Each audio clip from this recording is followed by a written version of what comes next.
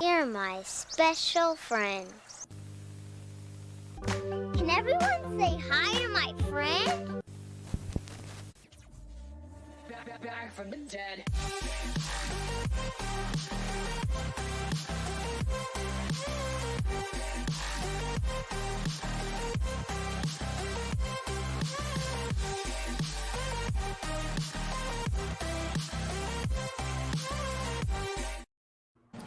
Well, we've got a lot to talk about today. Some good news, some very bad news. Joining me today, hopefully, as always, we'll continue to do this. Brother Chaos, how you doing, bud? I'm doing great. Thank you for having me. How are you doing? I'm doing good. I'm working on some behind the scenes stuff for the movie. I've got to do some All right. pickups, so I'm busy with that. But I'm having a good time with that, and about to go on vacation. You know what? We're hitting 2 years on YouTube. Isn't that crazy? Awesome. That's great. That's fantastic news, man. And you joined me in year 2, so you're a big part of this second anniversary. So I'm Thank I'm you. Thank I'm you. very happy to have you on here, dude. I'm glad to Uh, be here. I'm glad to hear it. Hey, Sulako, welcome everybody in the chat. If you're watching the replay, welcome to the party. If you're watching it live, welcome to the party, pal. Master Chaos here, Brother Chaos with us. We're gonna be talking the Vinegar Syndrome July announcements as well as the partner labels. And Griff says, "Is this a partner labels anonymous meeting? Because I have a problem." Well, Griff, you're in the right place. It is indeed the place to be. I already clicked on that one. Those lower price Picoramos got price boosted. Cheapest one is $10.99 instead of $7.99. Ooh, did they retroactively go back and change prices on older titles? Ooh, that's not good either. So the big news is, I don't know, BC, if you know this, but What? they raised prices. They raised MSRP across the board. Which is not great because now come sale time, it's not going to really feel like a sale. Oh, Because wow. and here I'll give you the exact figures. I can't share this screen. This is I can't share the screen, but I'll just tell you the numbers. VSAs were, and this is MSRP, $43.98. Now they're basically $1 more. So they're 44.98. Oh, man. That's not good. Yeah, so I mean I think they just raise prices fairly recently. I feel like this is it's gonna become higher and higher to the point that we're eventually we're gonna be paying $27 will be the sale price come Black Friday. You know what I mean? It's gonna be insane. Yeah. Then regular titles, they used to be $39.98. So sale time they'd be $20. Now MSRP is $42.98. So Oh, you'll man. yeah, BC is not happy. So you're basically going to be paying $22 as sale price for some random junky movie, which I think is bad news. I think raising prices was a bad move. I mean, I know it happens, Yes. but people take chances on people take chances on lower budget items, during sales. Like, yeah, I'll blind buy this piece of shit and hopefully it's good. But shit, man, I don't know. Prices going up. That's going to affect the market. Definitely, man. It's not a good move at all. You know. I mean, if you had to, I mean, you'd still probably collect the VSAs, but I mean, and I know you buy them, the day of release, basically. But I remember when VSAs were $25, $24.99. Can you believe that? They were $24.99 when they first started, wow. and then they went up, and now they're what, $27.99, right? Or $29.99? No, now they're the new one is $29.99. Yeah. Yeah, see, and they were $24.99 when they first started. They were the same price as regular VS titles. Then That's crazy. they got up, and it hasn't been good for. And it's not like they're better titles. Yeah. Not at all. No. I just saw Expect No Mercy, and I'm like, oh man, what a shit fest, man. And I And I mean, like it that has a one. lot of fighting, but it's like the fighting gets boring after a while. It's like I've already seen this Jalal Murray, Billy Blank's movie 20 times before. How many times could they put out the same martial arts crap with these two guys in it? You know? I don't want to find out. I'm sure it's more than what we've seen. I don't want to see anymore. Oh God, and the stupid virtual reality bullshit. Oh my God, so stupid. Like, why didn't they look at it and go, no, let's not do this. This looks really dumb. It was really awful. Yeah. Oh man. Cass says these are higher than Criterion's MSRPs, and that's crazy shit. Wow. I mean, that's insane. I mean, at least Criterion can say they're putting out, you know, decent films. Yeah. What the fuck, man? Sales aren't gonna feel like sales anymore. No. John McD, hello to you. Griff says it feels like they go up a little bit each month. You know what? They might as well do that. They might as well sort of sneak it up on us. But we will pay attention. Ken says adding Brother Chaos was a master stroke for the channel. Love this guy. Thank you, Ken. I appreciate it. I love him too. Let's see here. Severin did the retroactive thing, so I wouldn't be surprised if Vinegar did as well. Yeah, that's not cool. Yeah, I don't think you should raise prices on older titles. I think that's really shady shit. That's not cool. So does Sword and the Dragon have a lot of dragons, or is it one of those that saves it for the end and the rest of it is boring? I want to watch it, but need to know what I'm getting into. Steven, I reviewed it on the most recent By Curious, maybe yesterday or the day before. It's a great movie, fantastic, it looks beautiful. There's no dragon till the end though. So if you're like hard up for dragons, you're gonna be disappointed. But the dragon, I mean, it looks goofy as shit, but it looks great. It looks great for what it is. David says Jack B. Nimble is good. I've been waiting for that one. Okay, we'll check that out. That's a partner title. Who Slashed My Ass says Cyber Vengeance ain't Merhi, but it's in the realm. I know. I've pulled the trailer for that one, and it looks awful. Man. Shit. That's the VSA, so hold on tight. It's coming at you, BC. Yeah. Heroic Waffles. Hey, well, it's good to see you, man. I hope you're well, Heroic Waffles. Razor in the house. Hello to you. Let's see. Today, Brad mentioned on Twitter that he has a lot of action movies that are coming soon. He has? As in TerrorVision? I'm curious. You know, another thing that I'm pissed off about is that the VSAs, they forgot about horror. They're just doing action now. What's up with that? You know? I'm all for a little bit of balance, you know? Yeah, I agree. Mike Ricky says, I still have a few organs left to sell before the next sale, so I should be good. You can maybe you can hook your body up to VSAs and survive. Sulaco says, I canceled my half-year subscription. Going to be more selective in the titles I buy.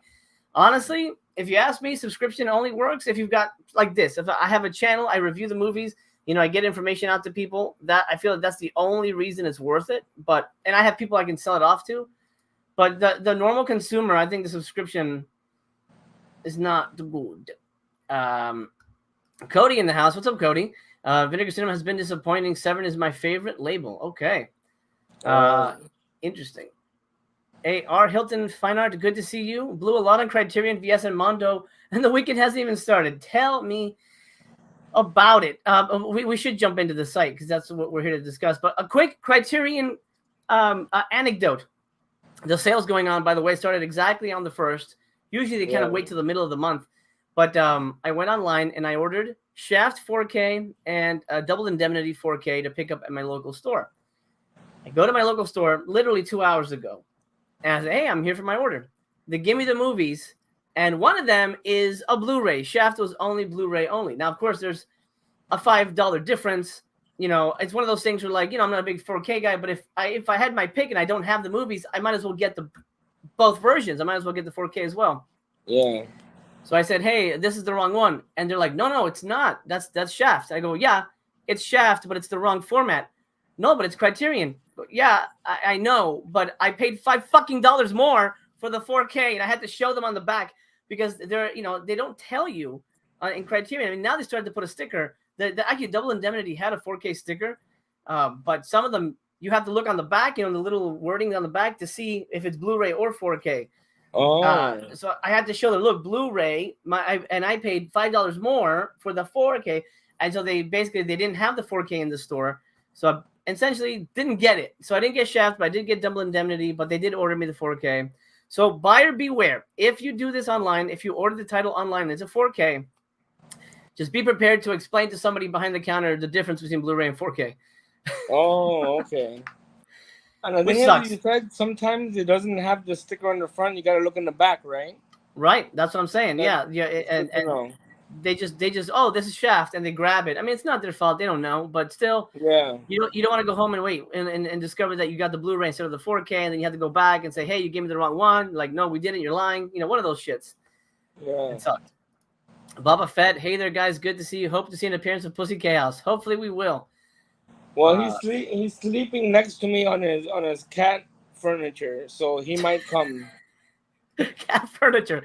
Hey, Kubrick, what's up, man? I'm sure you're having a great time during the sale. Hey, Kubrick. For Criterion. Hey, Alyssa Milano, the star of Teen Wolf. Hope you're all well. Milano. Hope you're well. Wish you all the best. Teen Wolf 3 is dropping tonight on Vinegar Syndrome. Awesome. I can't wait to see it.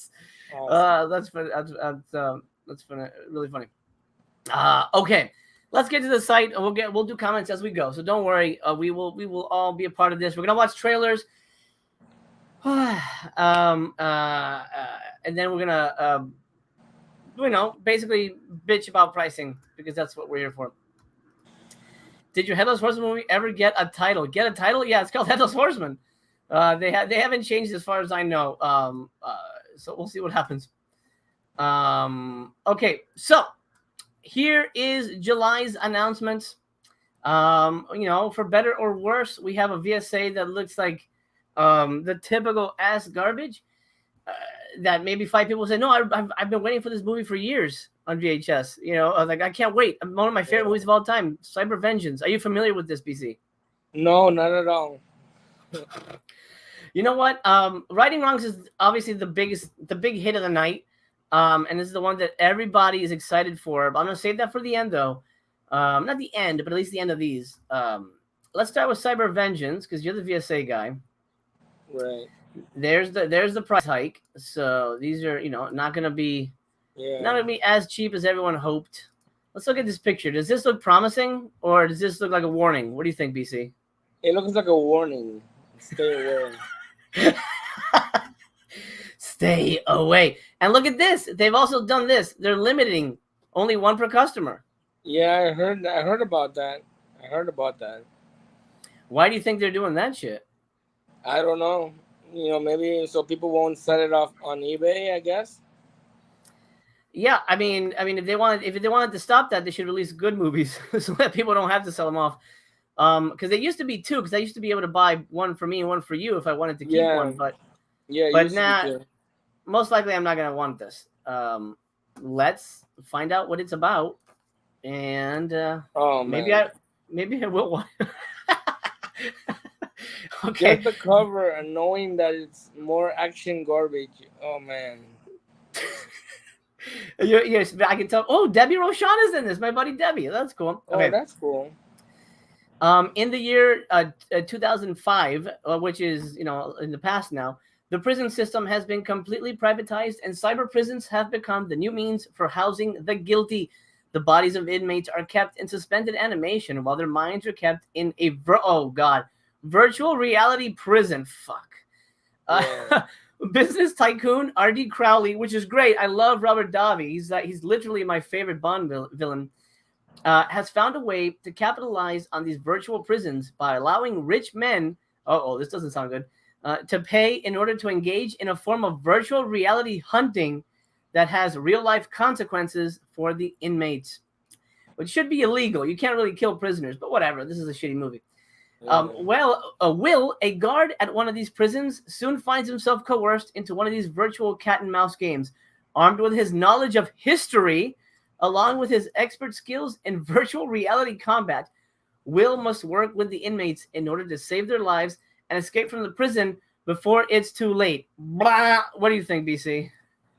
armed with his knowledge of virtual reality combat.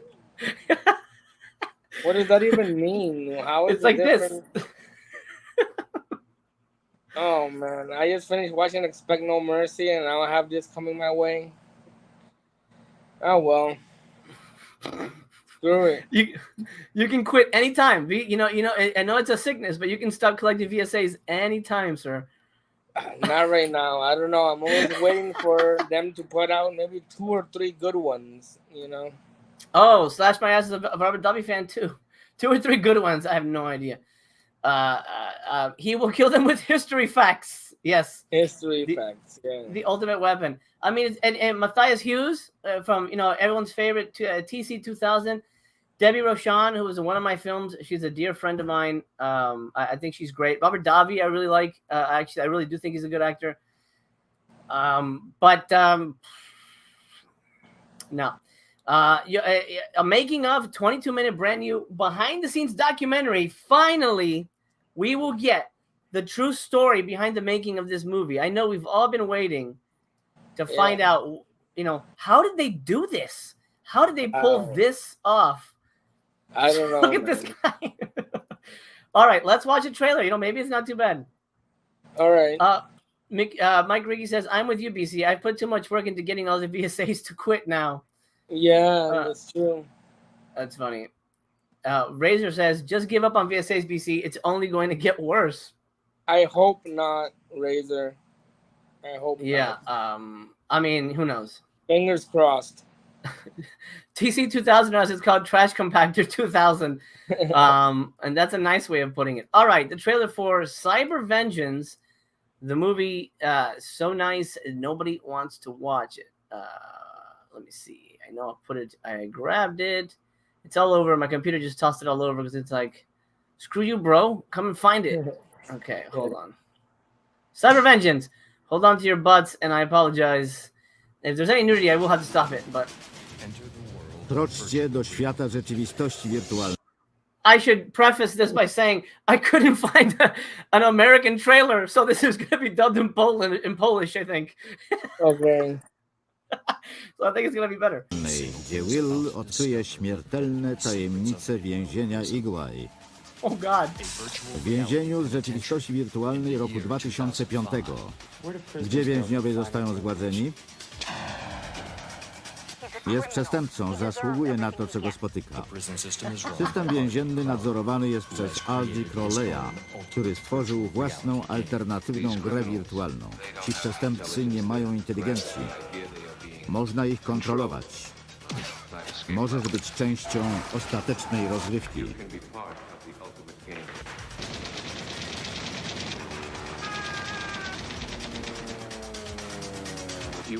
Zostaniesz umieszczony w historycznych wydarzeniach, które ja wybiorę. Uczestnictwo w tej grze wymaga ducha sportu.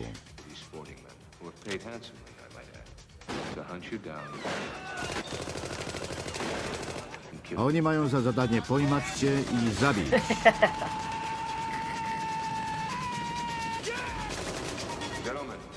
Jeromo, poznaj swoje największe wyzwanie.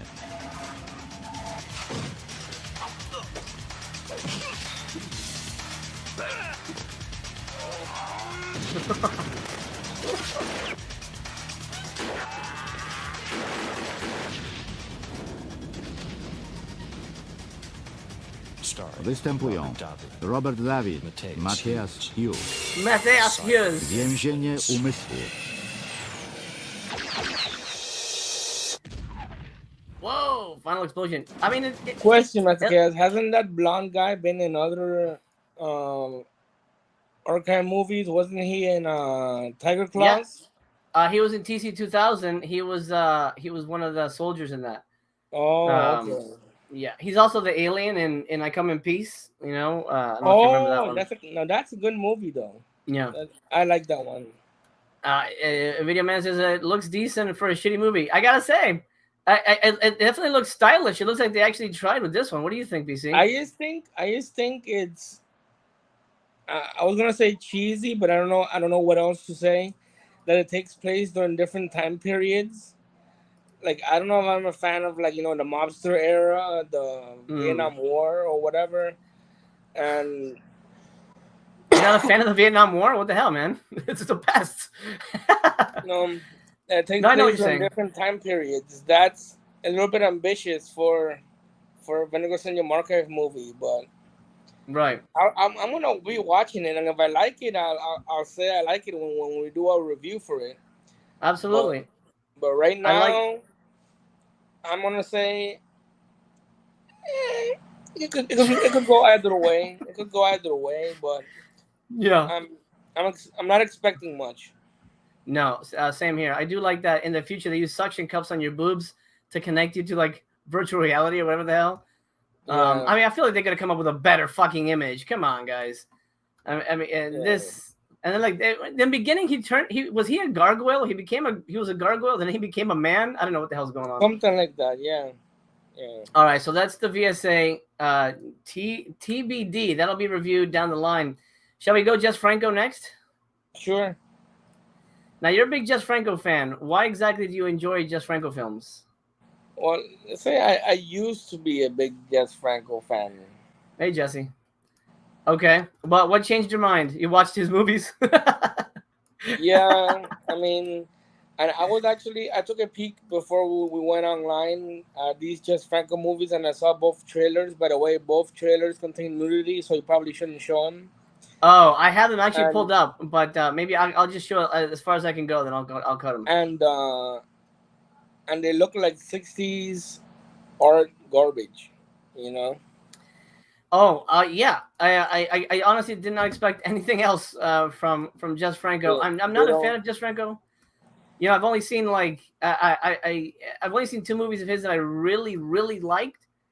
Well, no, that's not. I guess 3. Bloody Moon I really liked, and then the Franco Noir movies. Oh no, that's not, because I liked the Dr. Orloff movies. Those were pretty good. I like his black and white stuff more than I do his color stuff, to be honest. Right. But these look like, are these kind of like James Bond ripoff kind of things? I want to say no. Okay, let's find out what is going on with my least interesting release of the month here, for me particularly. Would you be willing to buy these, by the way? Because I'm probably not going to keep these. No. Great. I thought about buying. I thought about it, but then I saw the trailers, and the trailers like told me, no way, George, no way. No way, stay the hell away. Okay, two undercover angels, Diana and Regina, are the Red Lips, a duo of sexy sleuths who take on only the most intriguing cases. Hopefully it involves nudity, and I'm sure it does. After stumbling upon the strange disappearances of several pretty young women and realizing a connection exists between several of the missing and an enigmatic artist whose identity is shrouded in mystery, they begin an intense undercover investigation which takes them on an unexpected trail of monsters, murder, and striptease. Monsters? What the? Why not? Sure. Yeah. That doesn't sound. I mean, it sounds okay, but it's probably gonna be super stupid. Yeah, it sounds better, but when you watch the trailer, you'll see that it looks like any other typical Jess Franco film. Oh God, that's not good. No. Kiss Me Monster. It's a sequel. In their second adventure, Diana and Regina have been tasked with locating a mysterious red box. That's a stupid task. What a stupid mission. Look for my red box. Well, I'm sure it's more interesting, but maybe not. But quickly discover that they're not the only ones after its contents and find themselves at odds with a secret sect which controls a small zombie army, which means like 3 guys, and who are hoping to harness the power of human cloning. Well, there's a lot going on there. The formula to which is contained within the box. As bodies, some nude, some dead, pile up, Diana and Regina race against time to stop the diabolical organization. Yikes. Yeah, that open to it. When I was looking at the website, I read the same thing that you just read, and I'm like, hey, maybe I want to buy these movies. But then I saw the trailers, and I'm like, no way, man. I was a big fan until I watched his films. Yeah. Jess Franco, the most overrated cult filmmaker. I mean, that's 100% agree with you there. Yeah. Yikes. Okay, let's see what we got here. 2 discs, region A. So keep that in mind, folks overseas. They're probably like, phew, thank God. Includes alternate feature-length extended Spanish versions of both films. Brand new interview with Stephen Thrower on both films. The Red Lips Diaries. The Case of the Red Lips. 14-minute archival interview with Franco. Then Jess Tangents, another archival interview with Jess. I guess he just talked about random shit there. I don't know. Yeah, smoking a cigarette. Yeah. It's 22 minutes of him like describing vagina lips. I don't know. Yeah. Let's see. It's harder than they think. The box is only read for a few days a month. Oh. Griff, comment on the stream right now. Let's see if anybody can top Griff. That's pretty dang good. Marcus has a pretty interesting comment. Makes me sad to see them get these and not Severin, just because I know how much they love him. That's true. This does feel like more of a Severin thing. Yeah. All right. So, folks, just a word of warning. These have a nudity. If you are scared of boobs, look away. But leave a thumbs up on your way out the door. By the way, let's do that. I'm trying to get this video up to 100 likes, just because it helps with the video, please. And because I'm not monetized, so it just tells YouTube that this is where the party is at. 2 Undercover Angels is first. Let me go. Okay, here we go. As soon as the nudity pops up, I'll cut it. But let's just take a look at what this is. I had reserved a room under the name of James Bond. How come the name James Bond? One doesn't notice we're from the police. See, it's like a James Bond thing.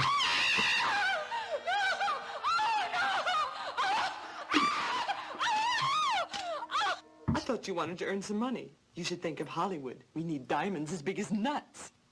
What's up? What should I do? My name is Anastasia dos Santos, and I am the Countess de la Contagia and the Marquesa Cumbre Sadinas. I would like to buy pictures, and you will really help me. I will pay you any price for it. I will do anything Mel, for the one what's who up? fulfills my heart's desire. Hey, Mel. Some imagination. I like that BC is your main man. That's cool. What? Sorry. Just Franco dropping some beef for the audience. Okay, that's all you get, guys. I wish Severin got them so I wouldn't be stuck with them. I'm with you on that, Razor. Now BC doesn't want them, so I have to find a way to I'm sure maybe I'll talk Zach into them. I think Zach will probably buy them off me.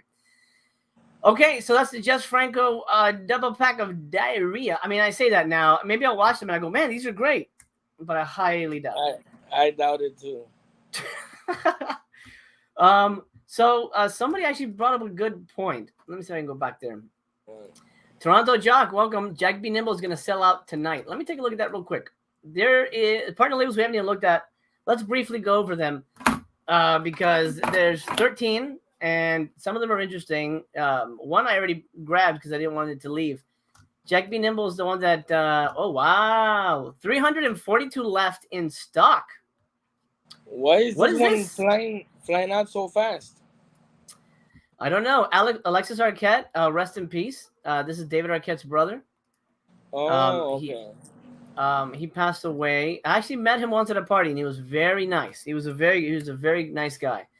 Or I guess I don't know. I don't know what the pronoun is, but he was very nice. She was very nice. I'm not sure what the transition period was. This is a gothic horror gem from New Zealand.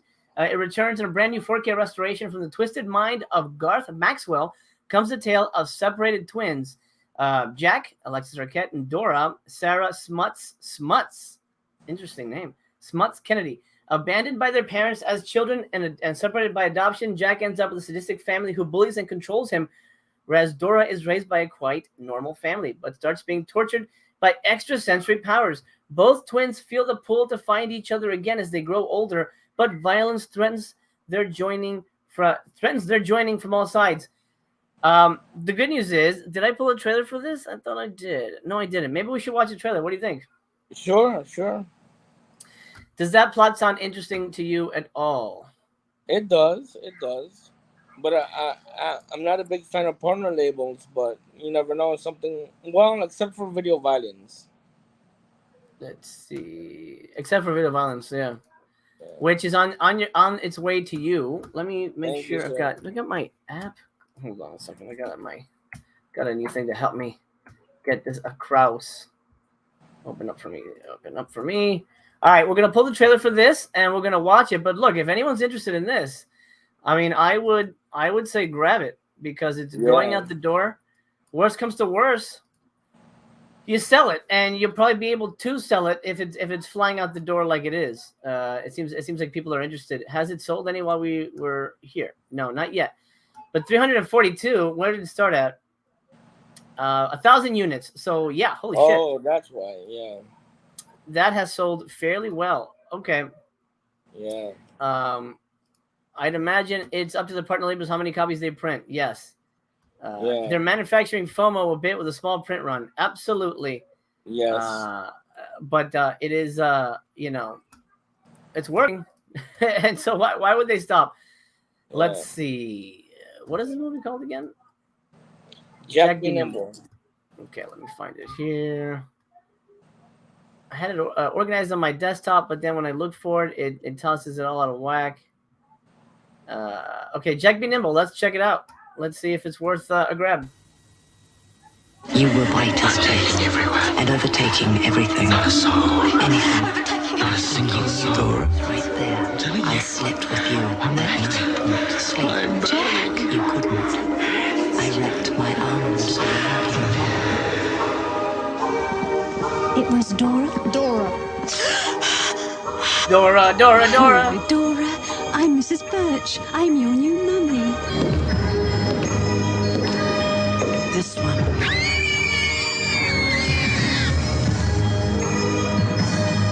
Remember, Jack, you owe us. Jack? Dora? Is it you? My little Jack. What? His accent.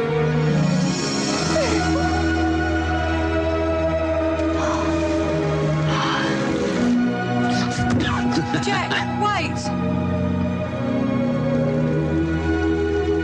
If I lose you, I lose everything.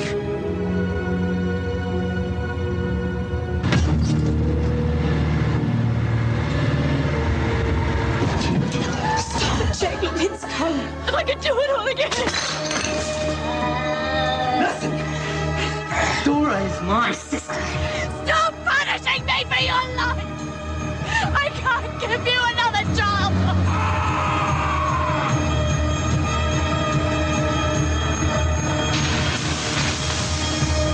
I feel no movement in my body, and my body moves. Do I have a body? I loved you. Oh dear God, I loved you. Will you forgive me? No, Will you help me? BC, thoughts?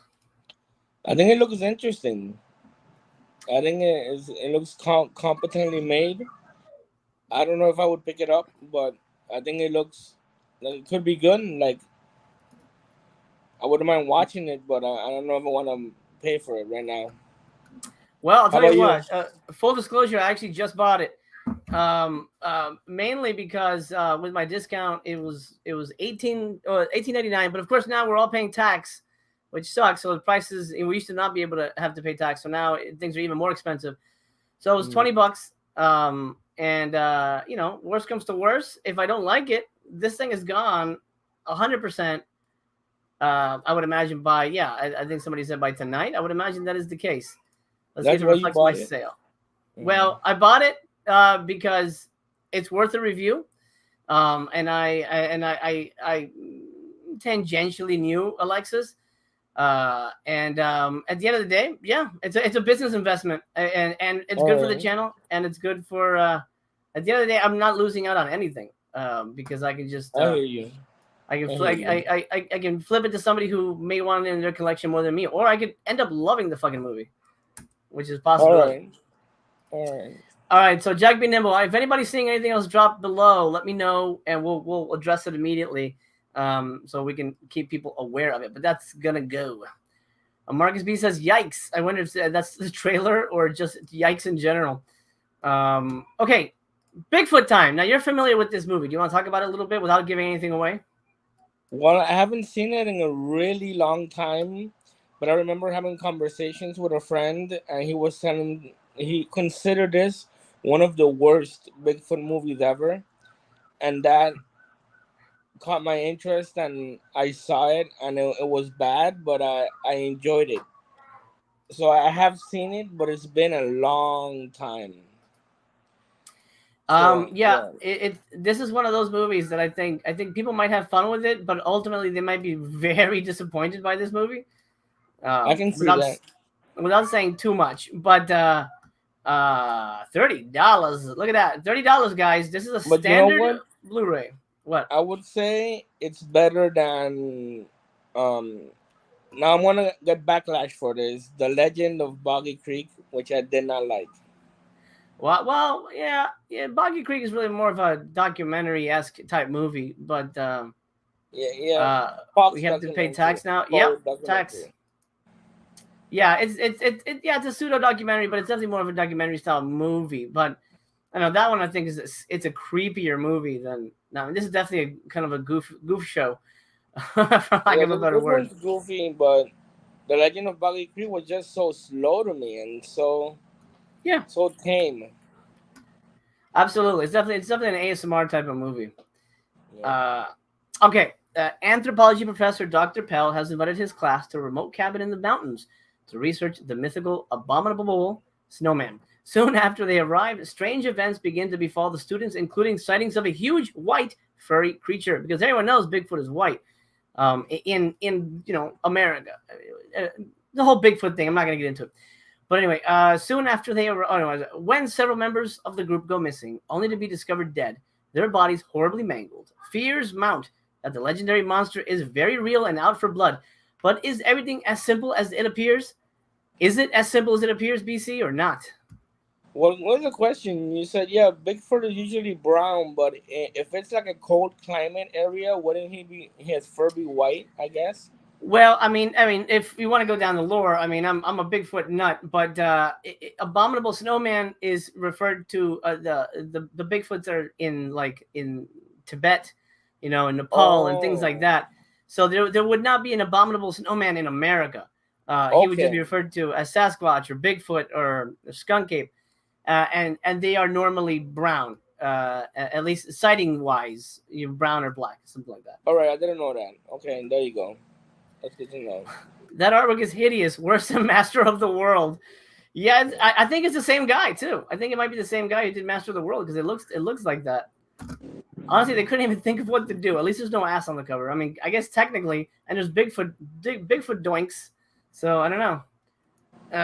But yeah, I agree. Kubrick agrees. He did not like Boggy Creek either. Oh, okay. I'm glad I'm not the only one because everybody is always, singing the praises of Boggy Creek, and I'm saying, if you like it, go ahead and sing it. But for me, I didn't like Boggy Creek. Okay, fine. I will sing it. I liked Boggy Creek. There you go.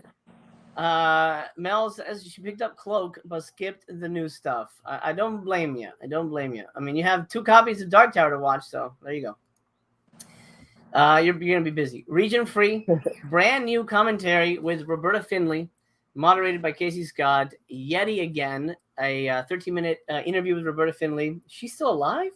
Wow.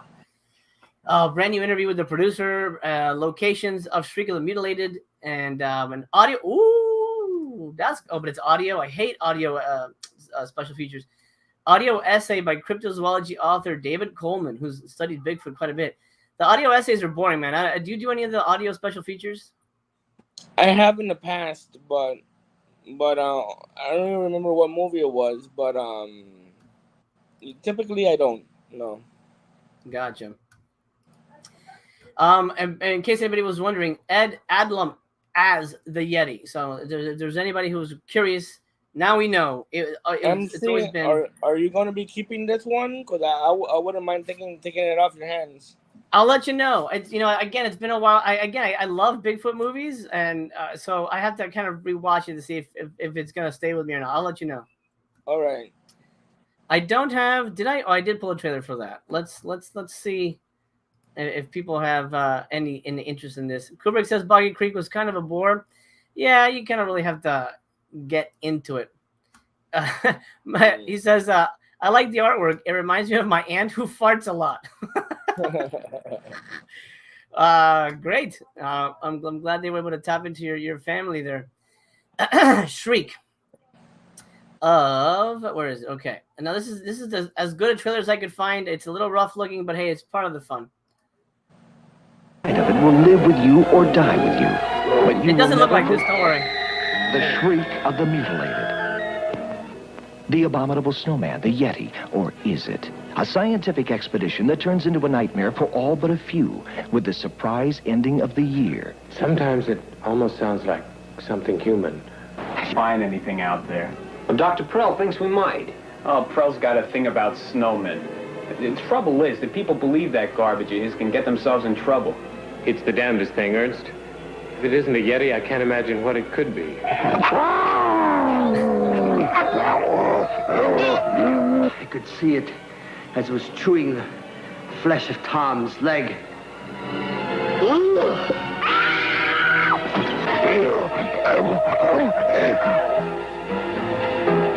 Honey? Stop treating me like a child! Will you stop acting like one? Dr. Prowl brought you on this mission for a reason. This is not for the weak. This is truly the shriek of the mutilated. Rated R. Oh, it's rated R. I don't know if I can see it. No, that looks like a lot of fun, in my opinion. It really does. It really does. It looks Marcus like a lot of fun. That's going straight on my Black Friday list. Nice. But do keep in mind, you will be paying a lot more for that than you would have normally because the MSRP is up, unfortunately. Okay, Shriek is definitely one to look forward to. The one I'm very much looking forward to and most likely 100% going to be keeping is Righting Wrongs. But are you looking forward to the 3 cuts of the movie? No, I'm only going to watch one. Yeah, I know. This is interesting. I don't know if I love this artwork. I think it's a weird choice. Yeah, okay, it's weird. I don't know. It's almost like they tried to do like a Mona Lisa kind of thing with it. I don't know. The painted design. I don't know. I mean, it's not awful, but it's almost too busy. You know what I mean? I don't know. I'm not gonna pick it apart too much for that. But it just doesn't. Is it 4K? It's not 4K? I thought it was. Oh, it's not. Oh, it's not 4K. Oh. No, I think it's just Blu-ray. Dang, that's so spicy. Well, I guess because there's like 3 Blu-rays on here. Okay. Yeah, there's 3 Blu-rays. All right. Anybody interested in this? I'm guessing people will be, but this is a big release for them, and we're expecting more martial arts stuff, from what I understand. Martial arts legend Yun Biao, who I really like, I think is a really good actor. Stars as Ha Ling Ching, a respected prosecutor who has always been the rule of law, but has recently found himself frustrated by, let me zoom in a little bit, frustrated by the ineffectiveness of the court system. Ha is pushed over the edge by the murder of a key witness in a trial along with the witness's entire family. Fed up with the court's inability to punish the guilty and protect the innocent, Ha decides to take the law into his own hands and eliminate those responsible for the murders. Soon, Ha's actions catch the interest of CID Senior Inspector Cindy C., played by Cynthia Rothrock, her slovenly new partner known as Stink Egg. Oh, come on. Would you love it if, like, hey, BC, you're going to be my partner, but I'm going to call you Stink Egg? No. Yeah, I don't. They do that a lot in these Hong Kong movies. That people have really bizarre names. Anyway, while trying to stop Ha, Cindy uncovers who is really behind the recent murders, and the two must put aside their differences in order to take down the criminal organization before they go unpunished. Heavily re-edited and released in different versions throughout the world, Righting Wrongs, released in an English-friendly version under the title Above the Law, and not that Above the Law, is one of the more infamous Hong Kong action films to be released in the 80s. Prolific action director Corey Yun, who also plays Stink Egg, explodes with jaw-dropping fight choreography and features strong performances by people already mentioned. Okay, so here's what we get. Blu-ray features 3 different cuts of the movie, including both the darker ending as well as the more audience-friendly ending. See, I'd watch the endings, at least, to see what the differences are. loaded with a multitude of special features and all that good stuff, as well as the best of martial arts films, a feature-length documentary from the 90s. Okay, so that's exciting. Are you interested in this at all? I'm not a big martial arts fan, so I mean, I would watch it. I'm nothing against it, but I wouldn't buy it. Right. Hey, what's up, Cult Flicks Fix? How you doing, man? I hope you're well, buddy. Let's see. Tons of special. Oh my lord. Okay, well at least they did their duty for this. We've got 3 cuts of the movie on 3 different discs. So there's that. By the way, everybody watching, welcome to the party. Love you very much. Drop me a thumbs up. Help out the channel. I'm not monetized here, and no one can do super chats or anything like that. So at least you can do is give your old pal a thumbs up. I appreciate that. 3 different cuts with a whole bunch of different, Cantonese to English translations and things like that. You'll be able to at least understand what's happening. You get the 91-minute documentary hosted by John Saxon, which is awesome. I love Saxon. Yeah, absolutely. Brand new commentary with Cynthia, an archival. So we get 2 commentary tracks with Cynthia. Does she have that much to say? I'm pretty sure she's going to repeat herself, but 2 commentary tracks with Cynthia. A critical commentary track with Mike Leader and Arn Venema. They're on a lot of stuff. They're great. Fighting Wrongs, 25-minute interview with Cynthia. A brand new interview with actress Karen Shepard. A brand new interview with actor Melvin Wong. A brand new interview with Peter Cunningham, actor. Archival with Yun Biao, who's retired now. He's not dead. And then an archival interview with Cynthia. And then an archival interview with Peter Cunningham. So, okay, so basically 2 interviews repeated. I mean, archival and new, but, essentially the same thing. Video essay with Sam Deegan and Charles Perk, Cantonese and English trailer, and then a 40-page book. Dang. Wow. Lots of stuff. This is, what do you think? That's a pretty hefty package. I think Vinegar Syndrome definitely puts out the definitive edition. Like, what would have been nice, though? A booklet to go with a thriller. Didn't Thriller get a book? No, I guess it didn't. No, it didn't. That would have been nice, that was expensive. And this one is a little bit less expensive than Thriller, and Thriller didn't have a booklet. That would have been nice. Yeah. He does look like Spock, actually. That's pretty funny. Righting Wrongs. Okay, so I'm expecting that one to really kick ass. I'm excited for that one. All right. You've heard about it before, then? Yeah, it's one of those like Yun Biao movies that everyone talks about. Like, hey, when are they going to put out Righting Wrongs? When are they going to put out Righting Wrongs? I've never seen it, but I hear people talking highly about it. So it's got to be good. I mean, I can't imagine people be talking about shit, but who knows? All right. Let's see. 40-page book written by Cynthia Rothrock. Yeah. That's funny. Thriller was 4K though. Righting Wrongs isn't. Yeah, that's right. That's why it was more expensive. Yeah, that's right. But it could have been a VSU, and they could have thrown a book in there. Yeah. Charlie 88 is getting Righting Wrongs. Very good. Let's see. Okay. So don't let. Oh, here we go. Video Store says you get an archival 80s shopping list by Cynthia Rothrock. Yes.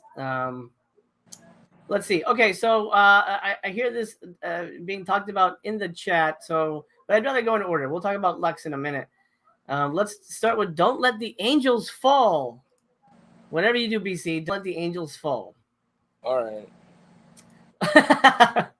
Okay, fine. $30 friggin'. No, thanks. Wow. And this is 661 left out of 1,000. Well, these are going pretty fast. Always resell it. Well, yeah, I could always resell it, but then I honestly would only buy something that I think I would like. Right. I don't know what this is, but maybe it sounds good. I don't know. I haven't liked anything from a Canadian label. Okay, haunted by memories of a recent affair, security advisor Robert Harrison feels a growing sense of alienation from his wife, Myrna. and their sons Michael and Guy. As Michael embraces radical, let me zoom in and highlight so you guys know what I'm talking about. As Michael embraces radical politics and Guy becomes dangerously isolated from his peers, Robert remains largely oblivious, distracted by visions of his recent mistress and other infidelities. As confidence in Robert fades, the family spirals out of control, which paves the way for a shocking, perception-shifting discovery. No thanks. What do you think, BC? Yeah. No, the same thing. That's just a fancy wordings. Fancy wording, like, look, this homeless is this old sad guy thinking about like his mistress. No thanks. Yeah, I know. And I know I'm being reductive, but I'm also trying to be careful with my money, and this doesn't sound like a party that I want to have. Yeah. Has anybody in the chat seen this? I'm curious if anybody's seen this. Or heard of it. Maybe. Or heard of it. Region Free Blue, audio commentary, 5 short films directed by George Kakazander. I'm not sure. So anyway, you get some short films. You get, but it's just like a ton of short films. Looks like it's just a shit ton of short films. I don't see. Oh, an audio commentary by one of the actors, and then like a ton of short films. And this gets a booklet. There you go.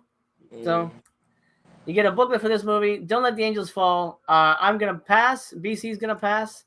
Yeah. If anybody's grabbing it, let me know. Builds on the experiments of Antonioni is a no-go for me. Yes, I'm with you there. Let's see. The Picorama title. You know what? You're right. Let's go back to that real quick. I won't click the pictures, but I forgot about that. Picorama. Roller Babies. And the Mount of Venus. What do you think, BC? You can grab these? No, I'm not gonna grab these. No. They're gonna grab you. Let's see. Okay. Zoom in.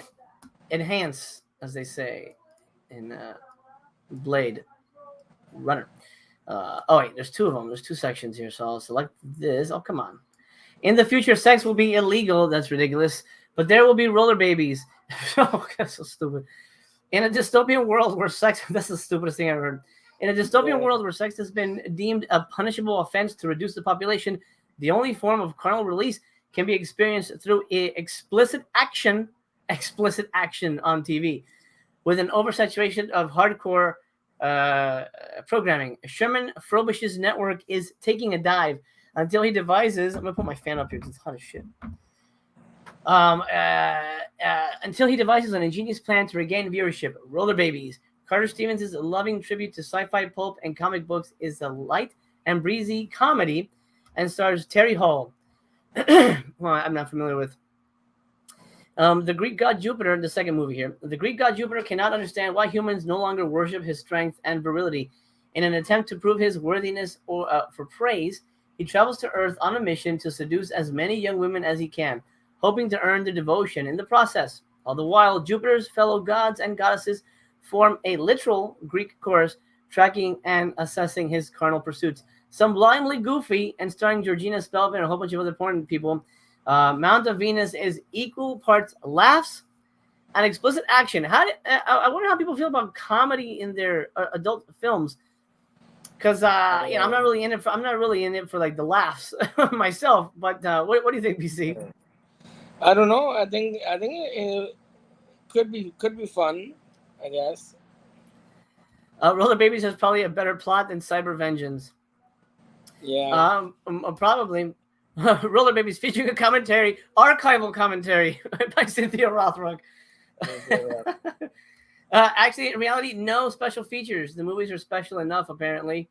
Yeah, not for me, but if you guys are grabbing it, this is honestly, this is fairly cheap for a double feature of pornographics. There you go.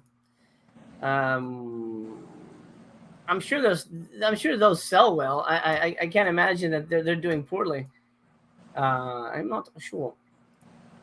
Didn't you like? I did like that. You know what? That's true. Razor. But I guess I wasn't expecting it to be a comedy, but I did enjoy that. Correct. Thank you for reminding me. That is actually a pretty good little film. Gleaming TV wants Solar Babies instead. I don't even know that I want that one, to be honest. But it's been a while since I've seen it. But do you remember Solar Babies? Did you ever see that, BC? The title sounds familiar, but I'm not sure if I've seen it or not. It's just one of those futuristic, like basically like roller rink type movies. And I think they save like a star, some kind of little alien ball falls from the sky or something. I forget the plot of that one, but it sounds kind of familiar. Yeah, it was famous back in the day. You know what I forgot to do? Show you a trailer for Righting Wrongs, which I grabbed and I think looks a lot of fun. So let's watch some kick-assings. Again, the only one I could find is in Cantonese or Mandarin, but you'll get an idea exactly of what you're gonna get.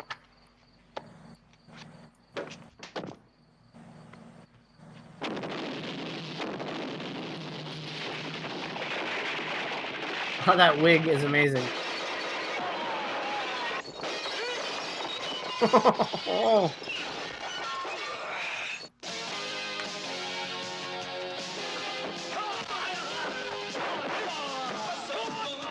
Oh! Yeah, sure. You'll survive that.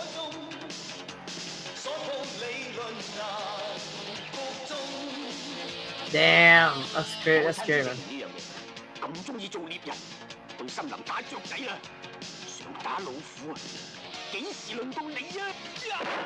Oh!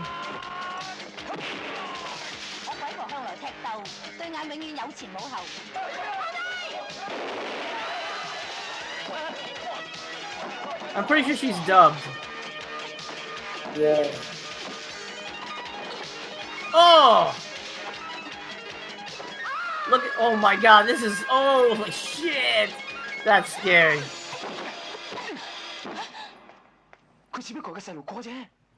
Don't fuck with me, girl. That's what he's saying. 身為警務人員，就算殺人嘅係羅賓漢啊，都一樣要捉嘅。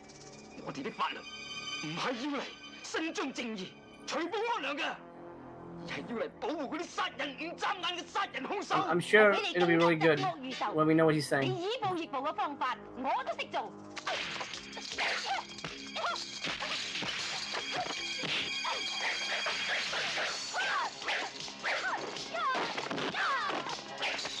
Yeah, man. 每一個好差人都應該知道，且不能勝正。好彩我得一次啫。你偷過乜嘢啊？偷身啊！我真係唔明白點解法官要放咗你。不過唔緊要，佢放咗你，我而家一樣可以一槍打。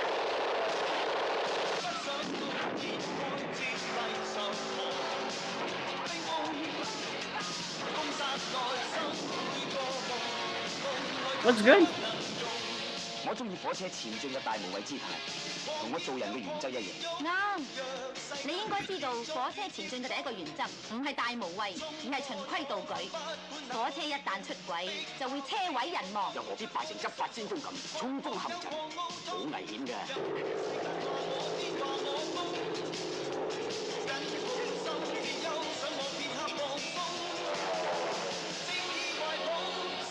Yeah.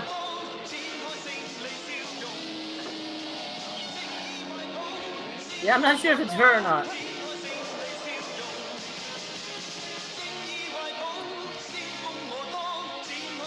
Man, he's fucked. Oh, I couldn't find it. All right. BC, what do you think? Wow. I think it looks really good. It's winning with the best vehicle stunt, also done by a woman. Oh yeah, well, Police Story 3, yeah, great movie. Kubrick is impressed. What do you think? I'm impressed, but I just don't know if I need 3 cuts of the movie. But yeah.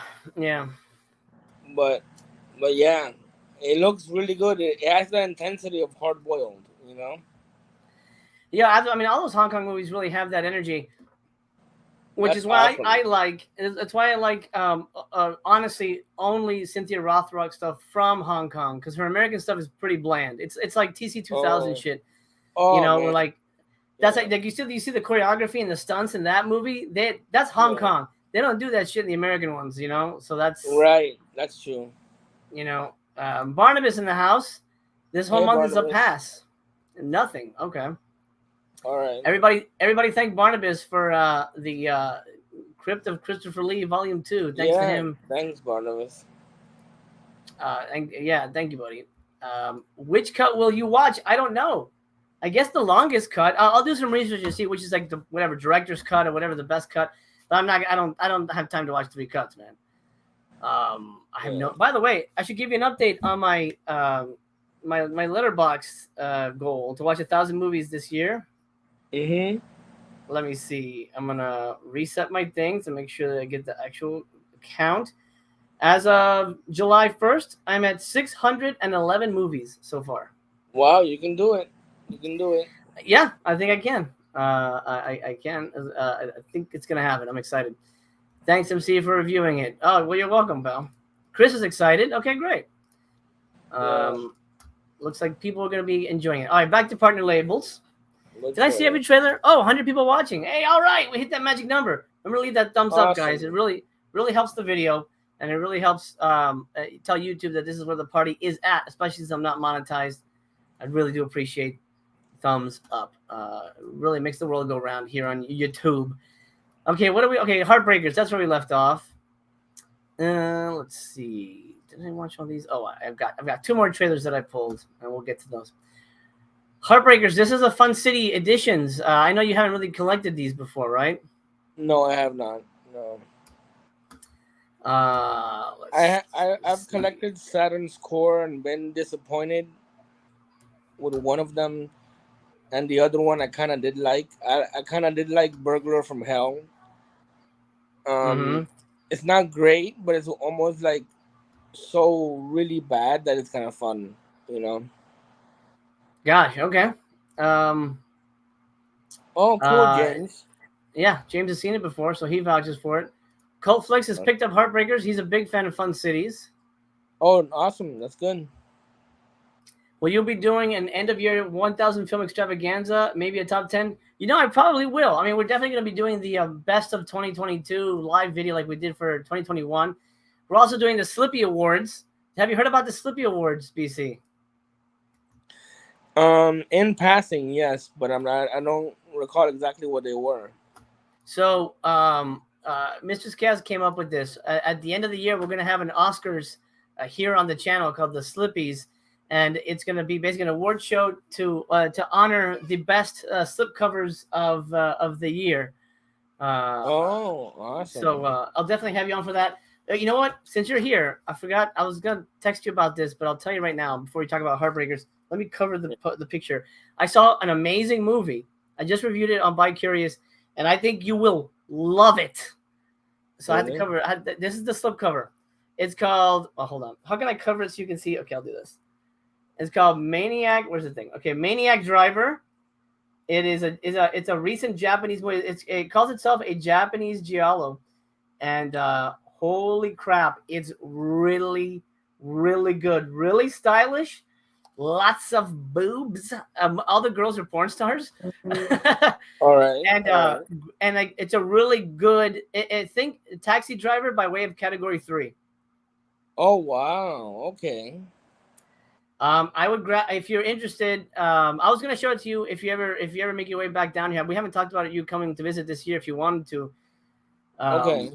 But I was gonna show it to you if you when you came back down, or if you want to buy it. I know it's limited. It's only on Diabolic.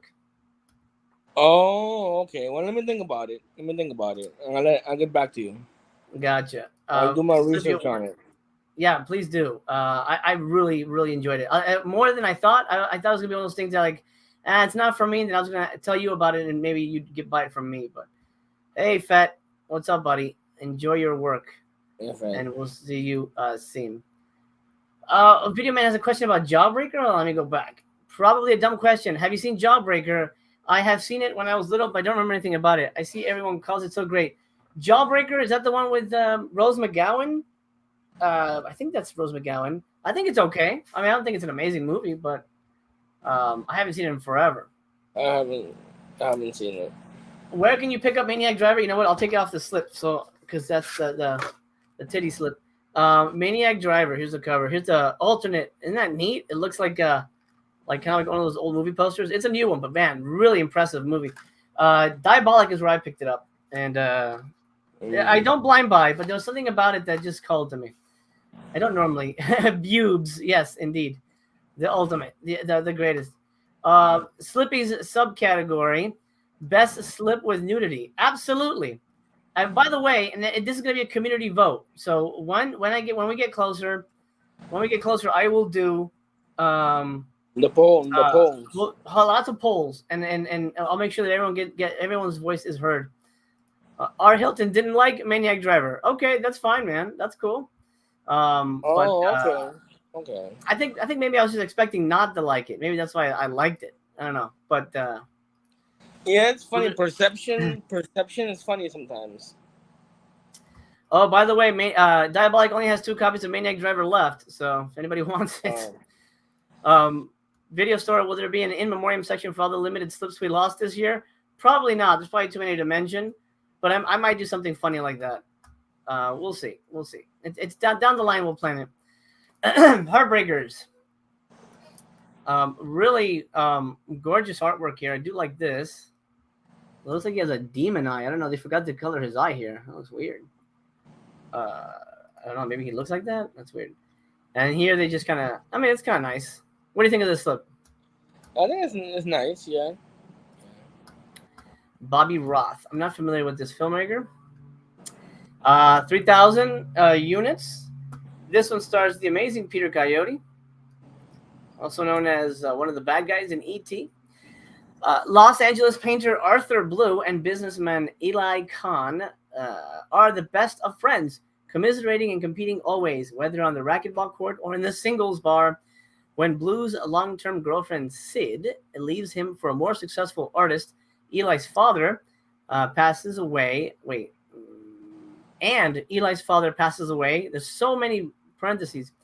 And Eli's father passes away. They each fall for a beguiling French art gallery manager, and their fragmented bromance enters crisis mode. All right, it's already not for me. The late Carol Wayne co-stars and leaves a lasting impression as Blue's sad artistic muse, sometime lover. Oh man, I'm sad artistic muse. Sign me up. What a ride! Woo! What do you think? What do you think, BC? Does this sound like your movie? It doesn't sound horrible, but I'd watch it, but I wouldn't blind buy it. Yeah, same. If anybody knows if there's a way to TBYB, let us know. I definitely watch it, but I don't think I need to own it. Region A, booklet, newly recorded audio commentary with filmmakers Chris O'Neill and Bill Ackerman. Oh, okay, so supporting characters podcast. So basically, podcast commentary. Pieces of My Life, a newly filmed interview with the director, a newly filmed video interview with Peter Coyote and Nick Mancuso, and then a video interview with the director. I'm sorry, video introduction. Interesting. I don't know anything about it. I hear it's kind of an erotic thriller, or at least it's like kind of a sexy movie. I like sexy movies. Whoa, look, it's like, what happened here? Is that a wig? Like, what's going on here? That's a very mysterious picture. Where did the front parts go? Where the milk ends? You know what I mean? Then the shadows. Are they? I don't know. I think they fell off. That's my theory on that. Heartbreakers. Anybody getting Heartbreakers? I'm curious. Is Righting Wrongs VSA or VSU? Nope, just standard whatever. Raw Nerve is in my cart. Anything with Tracy Lords, I'm in. Jim, hold on to that. Whatever you do, don't purchase it. Let me get to that. Maybe we'll get to that next. Whatever you do, just hang on. I'm about to rescue your money. Let's go there next. Fuck it. All right. We're jumping all over. Let's go to Raw Nerve. Jim, listen to me right now. Raw Nerve is not very good. It's not very good. Here's the thing. I actually saw this randomly 3 months ago. It's on Tubi. You can go see this on Tubi right now. As a matter of fact, let's pull it up. Tubi or not Tubi. You can go see it on Tubi right now. And I would suggest everybody do so right here. I would suggest everybody do so. Just watch it. If you like it, buy it. But, you know, you got to be careful with your money. Basically, Ted Pryor becomes psychic. Tracy Lords is his sister. She's not naked in the movie. She does wear like short shorts. He's psychic, and you know, people need to know this. She wears short shorts. That's all. I filed that away. Yeah. He becomes psychic. He's tracking down a serial killer, and it's almost painfully obvious who the serial killer is. That's all I'm gonna say. It's not great. It's not great. And I like Culture Shock, but I'm just not a fan of their movies. So I want you to, I want you guys to be careful. Be very careful with your money. Tangerine Dream soundtrack is the reason I'd watch it. Are you sure? But watch it on Tubi, man. Jim says, short shorts are good enough for a buy. Yeah, short shorts are good. On the female body. Oh, Jim. All right. But she's barely in the movie, too. Like, literally, she maybe has 5 minutes of screen time, if that. A race car driver, Jimmy Clayton, is having mind-shattering visions. Over and over, he sees young women ruthlessly murdered. He tries to go to the police as a witness to the latest murder, but they think he's crazy. An investigative reporter catches wind of Jimmy's tale and tries to help him put the blood-soaked pieces together. But when Jimmy's little sister, and that's Tracy, appears in one of his visions, Jimmy's world comes violently crashing down. I don't even remember if you go to my Letterboxd, if you go to Letterboxd, you'll see my review on there. If you look the movie up and if you follow me, I did review it, but I don't know what I gave it, to be honest. I don't know if it. Let me see. I'll look it up real quick. I just remember it being like whatever, and then you see, I probably gave it like 5 stars. Nope, 2.5. But I can't. I don't normally do halves. Why did I do halves? That's weird. It's probably 2 stars. I'm gonna change that to 2 stars. I gave it 2 stars. It's there. You go. So that's my review on that one. Do you think you'll be picking this one up, dude? Me? No, not from your warning. Ron Irvin on Tubi is missing the 5 minutes that is on the new release. 5 minutes, interesting. A solid cast in it. Yeah, a solid cast, but a solid cast used poorly is still a poor cast. Griff says, Cinematic Void had an online screening of this. It was okay, but not really one to watch ever again. Yeah, that's the problem with a lot of these movies, man. You don't really want to watch them again. Do you think you'll ever go back and revisit the VSAs, BC? I've revisited Dr. Jekyll, so yes. Of course, that movie. Region Free feature commentary with actor Ted Pryor, cinematographer and editor. Interview with Ted Pryor, interview with the producer, and then original remastered trailer, and then a vintage blooper reel. It's a weird phrasing for that. Yeah, I know. 92 minutes, and then run over here is 87 minutes. Well, I mean, it's up to you, but it's here, and I do suggest a TBYB highly for that movie. It is your money, however, and do with it how you see fit. Now, this is going to be BC's favorite movie of the night, I think. Are you ready? Heavy Metal Parking Lot. Oh, man. Oh, man. Trash World says he's excited to upgrade the Runner VHS. Oh, great. Awesome, man. I'm glad. If these movies were on TV, nobody would watch. Give them a slip, and suddenly it's FOMO. True dat. Heavy Metal Parking Lot, it already doesn't sound like it's for me. It's from what I understand, it's short too, right? Well, what the fuck? 5 hours?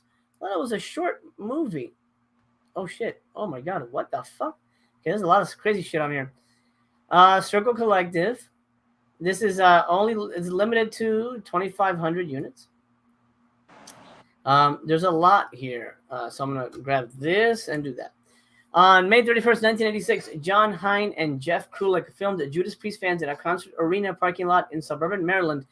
30 years later, Heavy Metal Parking Lot is hailed as one of the greatest rock documentaries ever.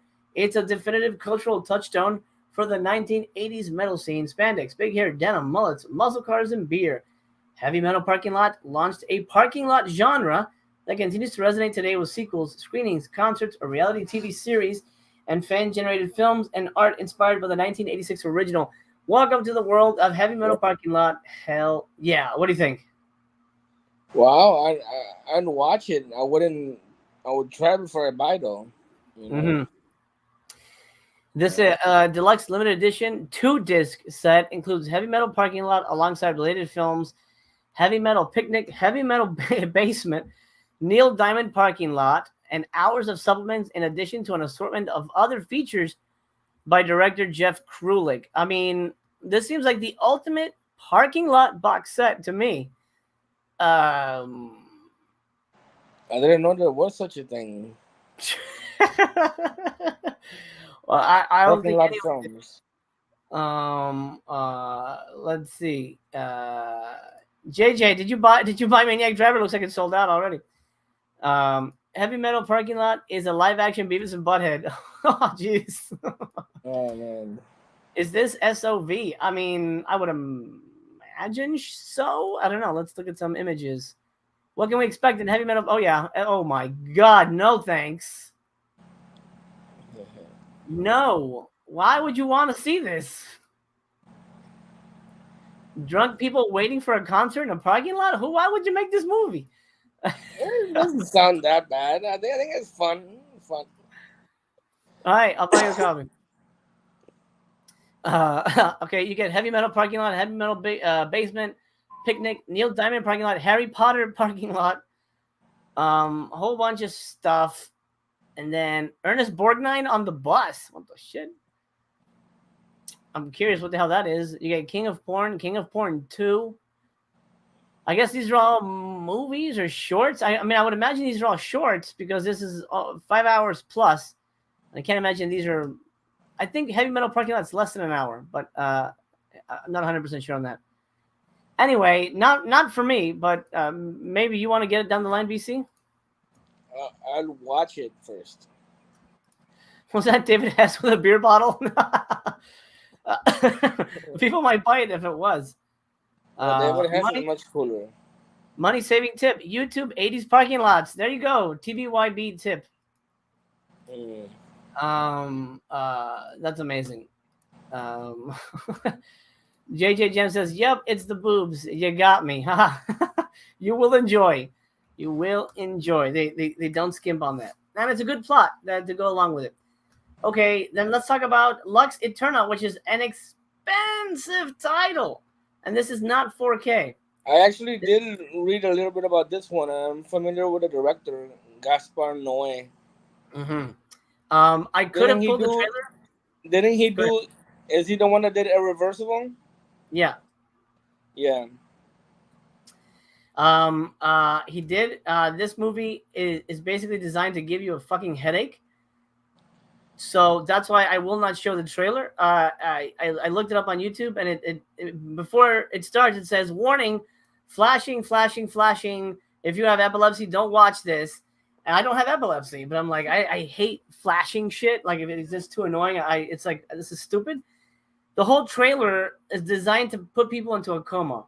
So I don't know why anybody would want to watch a longer version of this. And it's not even that long. Because heads up, it's only 51 minutes. So it's not even a fucking feature. Wow. Yeah. I don't even know how you could edit this movie. I can't imagine watching it once, much less 10 times for an edit. Go look up the trailer online, guys. I'm not going to show it to you here, but just beware. It will kill your eyeballs. But it is expensive. It is, as Jim says, why is it so expensive? I don't know. It just... I'm not a huge fan of Gaspar Noé. I'm familiar with him, but his movies are overrated in my opinion. I concur with that. I mean, visually, there's movies there. Visually, it's amazing stuff, but I just can't stand flashing shit. I just think, Like this whole scene is flashing like red, green. Oh my god, no thanks. Lux Eterna. What the hell is it about though? Oh, by the way, if you're a sub, you have to use a different code. I don't know why they do this. Oh, because it's more expensive. That's why. Because you'll get it for $30, which doesn't sound like a sale price at all to me. You know what? Arrow's on sale now too with the Criterion stuff, and I almost bought the 4K Justice Steelbook of True Romance.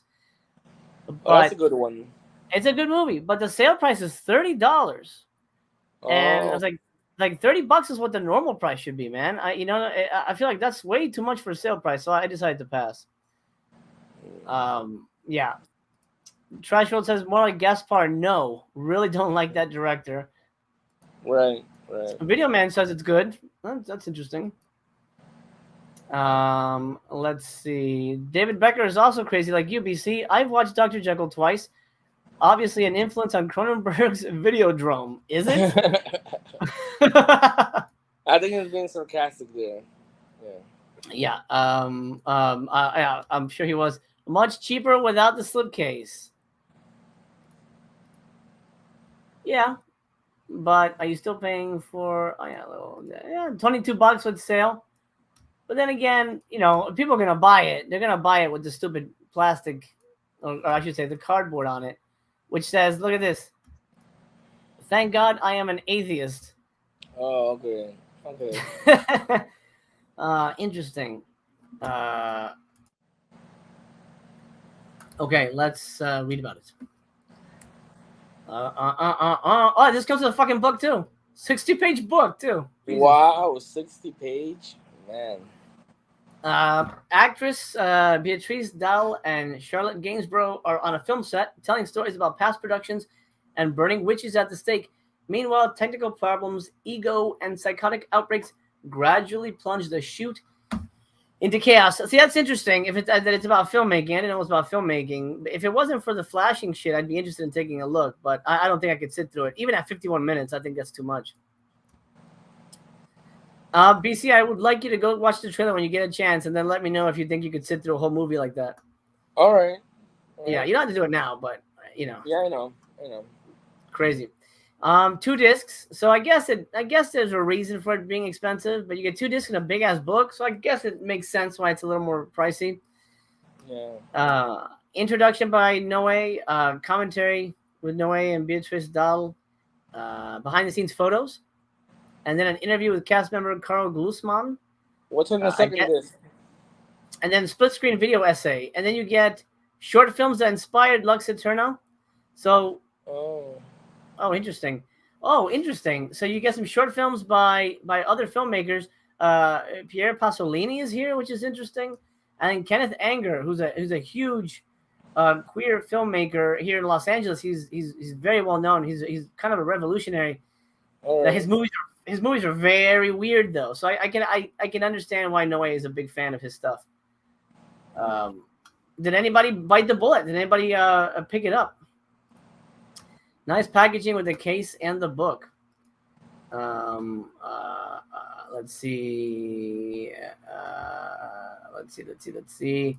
Arrow Video have released Lux Eterna for a fraction of the price and more extras. Oh, interesting. That is right. I do remember them putting this out. Yes, Arrow. I just we Video Store just filled us in on that. It's kind of a shame because I like what Yellow Veil has put out thus far, and I want to collect them all. I don't know. I don't know if I can dump 40 on it. I know. I get you. It's a nice edition, but $40, I'm good. Yes, absolutely. BC is wise. He is indeed. Okay. Lux Eterna. We've dealt with this top row. Now we're almost done, BC. I promise. All right. Okay. The Oregonian. Are you familiar with that? What the fuck is this? No, the cover looks cool. Is that like a what? It looks like a scarecrow or something. It looks like a shitty mascot for some regional sports team. That too. That too. Yeah. Like monkeypox. That's the monkeypox guy. There's an old fat lady in a coat.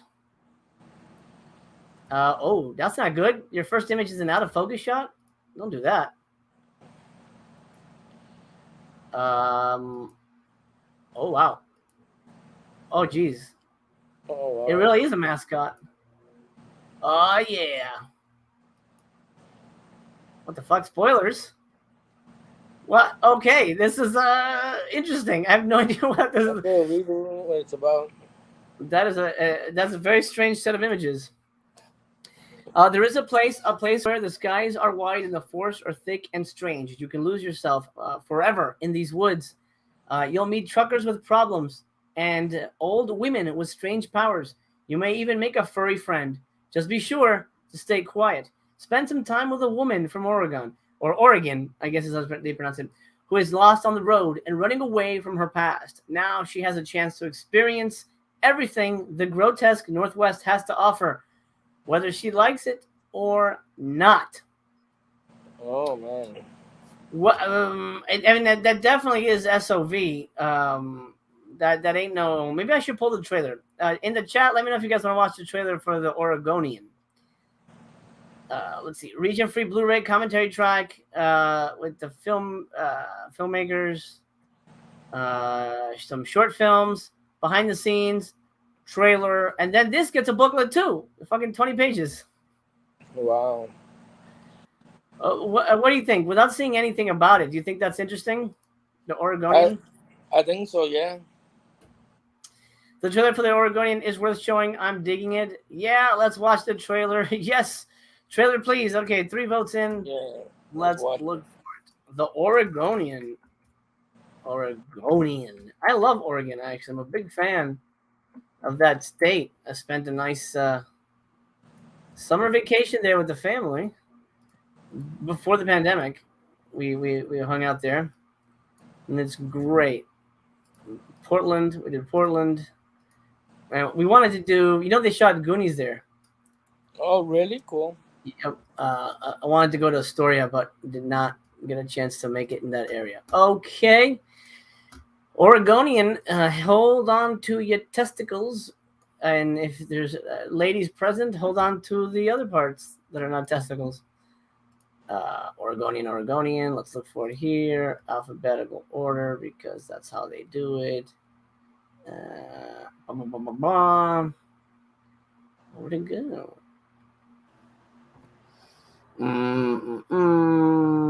Oregonian is hiding out. It is. It is. I know. I just grabbed it. It said it showed up. If I do. Okay. Got it. And hold on. Chesticles. Yes. Hold on to your chesticles. All right. What's your name, sweetheart? Oh, no. Lower that shit.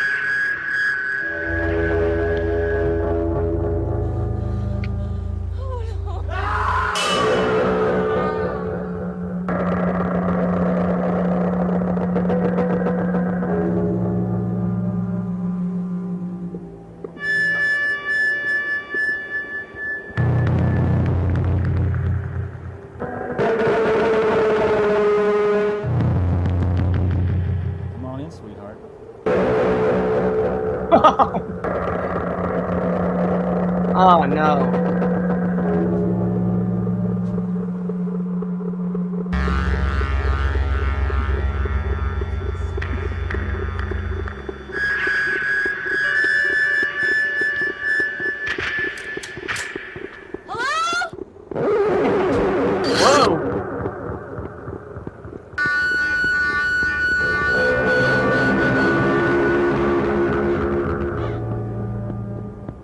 Did you ever remember your name?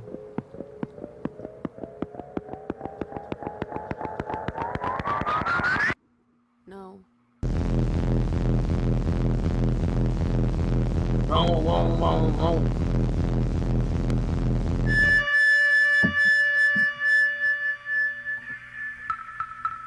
2010. All right, BC, what do you think about that? Well, I'm getting Lucifer Valentine vibes from the trailer. That's not good. but it looks interesting. It looks interesting. Definitely would not buy without watching it first. You know. Somebody said, Joe Jack, thank you. It's on Shutter, so that Oh basically wow! Thank cancels you, it Joe out. Jack. Yes, that cancels it out. I ain't gonna get this. Shutter, everybody. Shutter, yeah. Yikes from Griff. Spooky says it looks pretty great. Awesome. Yeah, it definitely fantastic. looks interesting. Look, and it's selling out. If you guys want this weird slip, 696 out of 1,000. I'm guessing, yeah. By the way, they only made 1,000. Wow. They only made 1,000 slips. Well, I mean, let me double check that. Yeah, they only made 1,000 special edition slips. So if you wanted this, you know, but you can get the standard, which is actually dropping too. That's weird. Look at that. That's very strange. More people bought the standard. Wow. Okay. That's very interesting. How much is it? It's $27.99 right now. Average for $20 on sale. If you guys are waiting for Black Friday. By the way, everybody watching, thank you so much. We're at 73 likes. If you can get it to 100 while we're streaming, oh my God, I'll make a huge announcement. I'll do that. I've got a huge announcement for the big celebration. 2 years on YouTube, man. Tuesday will be the 2-year anniversary, and I'll make a huge announcement as to what's happening. If everybody watching can just give it a thumbs up, let's get it to 100 likes while we're streaming. That'd be great. All right. Okay. Oh, I heard it's no longer on Shutter. Uh-oh. Oh, man. That sucks. I was going to watch it tonight or tomorrow. When in doubt, everybody, go to IMDb, type in the movie, and let's see what they say. Fandor. Wait, what the hell is this? Oh, commercials. Okay. It's on. You can rent it for $3 or $4, I should say, or you can, if you get Fandor, you can watch it for free. Oh, okay. You know, if you're that crazy to watch it, those are your options, I guess. For the Oregonian. Trash says just checked. Can confirm is no longer on Shutter. Thank you, dude. Thank you, man. Yeah, thanks for checking. Oh man. Yeah, I don't know if I want to spend extra money. What if I spend $4 and it's like $4 down the drain? It ends up sucking really bad. Exactly. Well, it's like renting a movie at a video store.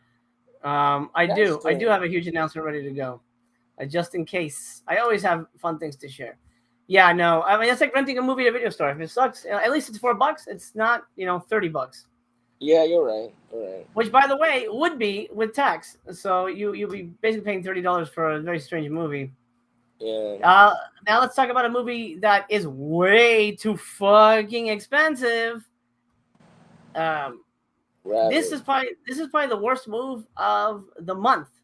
Saturn's core, these people right here, have raised their prices. Why, man? They should lower their prices. Their movies are the worst. Yeah. You expect me to pay $31 for this? Look at this. But the guy has a gun and he's ready to use it. Look at it. He used it on this guy. Spoiler alert. I already found out. Look at this. Look at that. Yeah. No. The guy's mad. Oh, well then you're right. He is mad. I should spend $32 on this.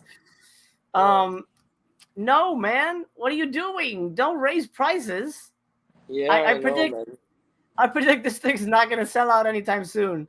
So no rush. 2,000 units. My kids will be in college before this sells out. Yeah. Saturn score is loco. No problem. Yeah, thanks for looking out on that, man. Thank you. Yeah. Has anyone gotten a shipping notification from Saturn yet? Not me. I didn't. You did? Yeah. Oh, nice. Good for you. Yeah. Fucking hell, dude. No, don't do that. But you know what? Maybe it's worth it. After witnessing the murder of his children, sounds great. At the hands of the unhinged serial killer, criminal psychologist Gregory Burroughs becomes consumed with an unquenchable thirst for revenge. While tracking the killer's gruesome trail of carnage, he uncovers a violent underworld inhabited by a mysterious sect of cold-blooded assassins. Oh, Jesus Christ. It sounds like a VSA.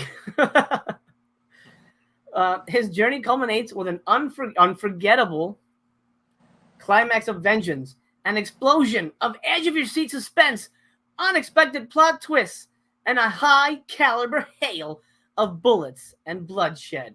Oh my gosh. Whoever wrote that. Oh my God. There's no way to deliver on that, you know? You can't deliver all that. Do you really think that this could be the the inspiration for Hard Boiled? No, I'm saying unless you're someone like Scorsese or Kubrick or Spielberg, you can't deliver all that, right? Am I right, Master Chaos? Absolutely, and not at a fucking shot on video level. You know what I mean? It's like, Jesus, no, man, what are you doing, movie? I'm not saying it's a bad movie. I'm just saying that he really was tooting his own horn, you know. Well, to be fair, it's not the filmmaker. It's the company. It's Saturn's Core trying to make you buy it. So they're gonna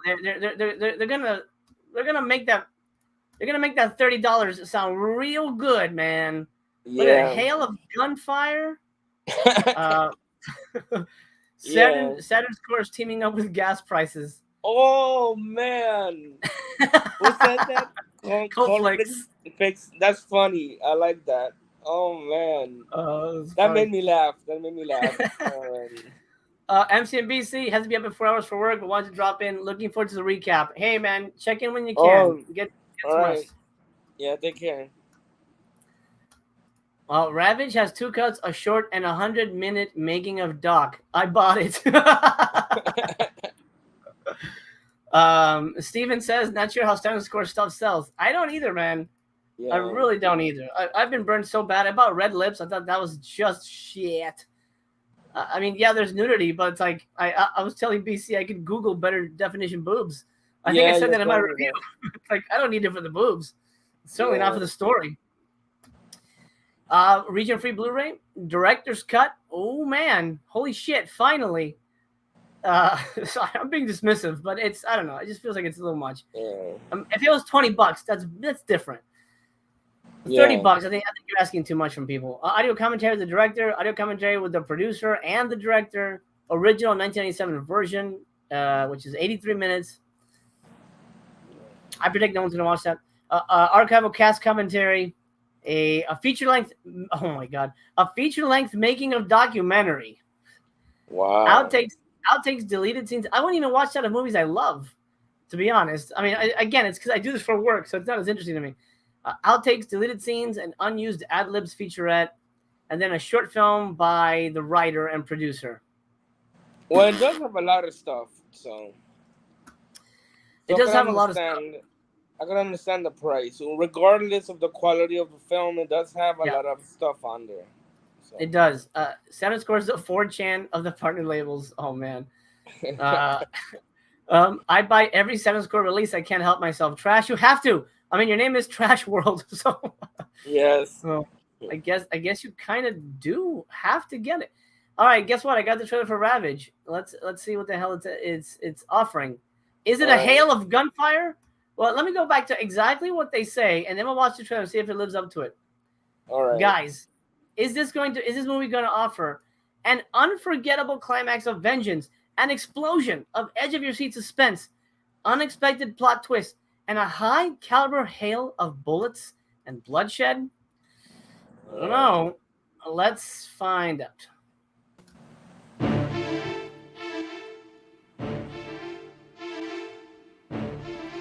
Just that first shot, we don't know. Wait, but he has a gun. He has a gun, BC. Look, he has a gun. He's fat. He's overweight. He's fat. all the best heroes are overweight, okay? Halo Gunfire, you can't even fucking see the movie. Yeah, I know. Oh, it looks so ugly, dude. Imagine the 4K restoration. Oh my god! But it's like fucking cap guns, dude. Fuck that shit. Oh man. Like dollar store guns. Yeah.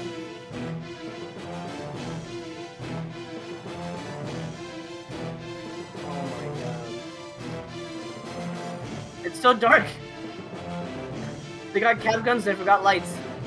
Yeah.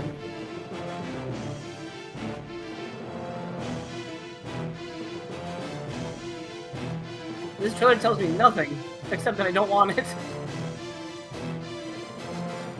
Uh-oh. You saw that? You saw that? The ravage in his eyes? Yeah, like his eye was evil. His eye is the hail of gunfire. Okay, so what do you think? Are you sold, BC? Oh man. Looks like a masterpiece to me, Trash World says. Well, enjoy. Yeah. Enjoy. Gosh, that looks really friggin' bad. Yeah, no thanks. No, poor Ravage. Okay. We talked about Raw Nerve. Let's go with Sampo.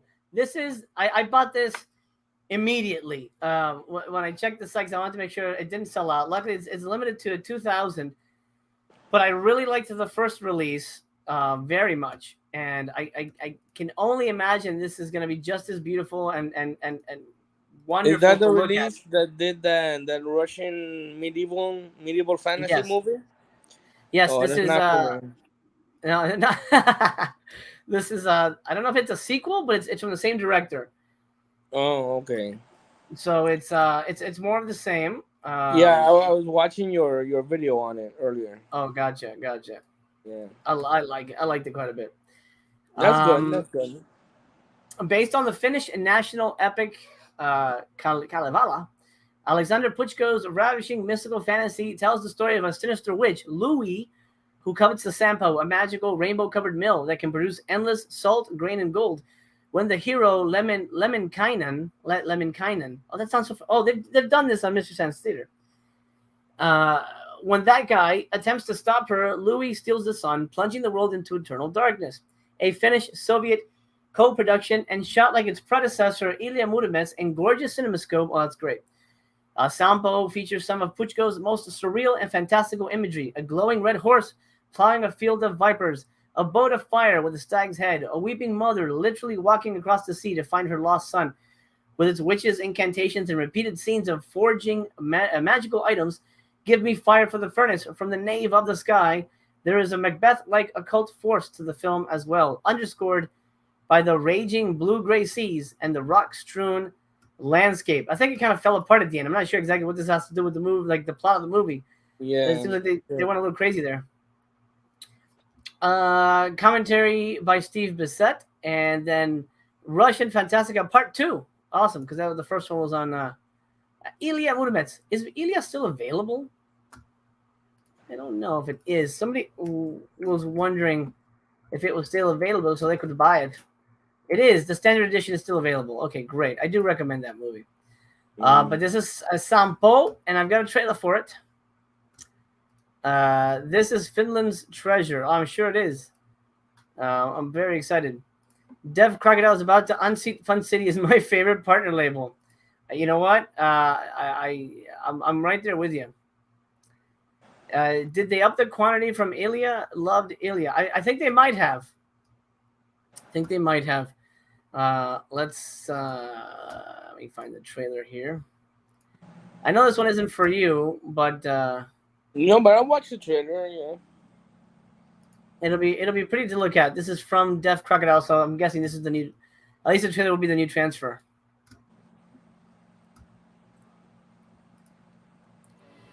They don't. They do not. Sampo. Kalevalan keskeisin ja huimin seikkailu, miekan ja kanteleen laulu.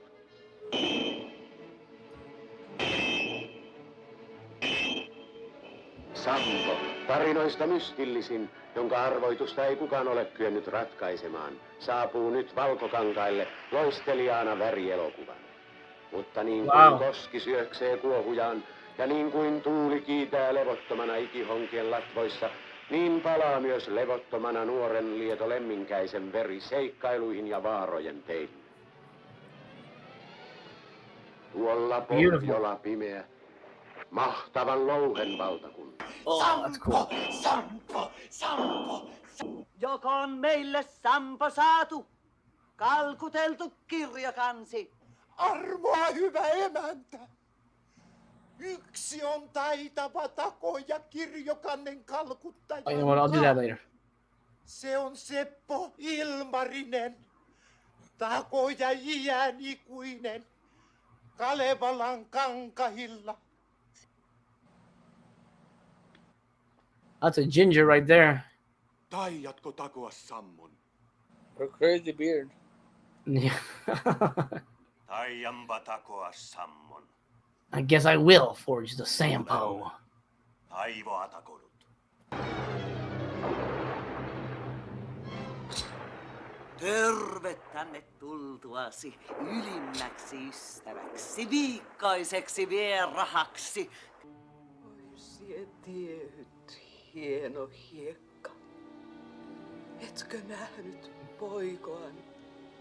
Tuopon Lieto Lemminkäinen korin on Like a testicle. pahassa sumun Yeah, I was synkään thinking seassa. that, yeah. Varo, Kalevalan heimo, jo kulkee turma heleitä lehtojasi. Kohta on katoava auringon kehrä siniseltä taivaaltasi.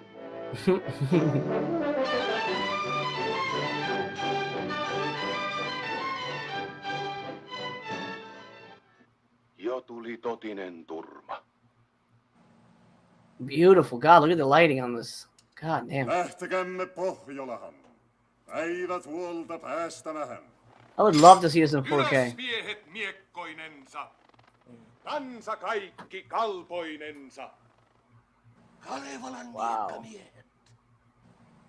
Sieltä saapuvia satoja. Tunkevi 1000 lukuja.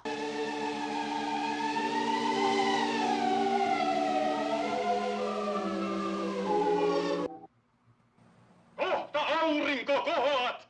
Päivä kaunis kalliosta.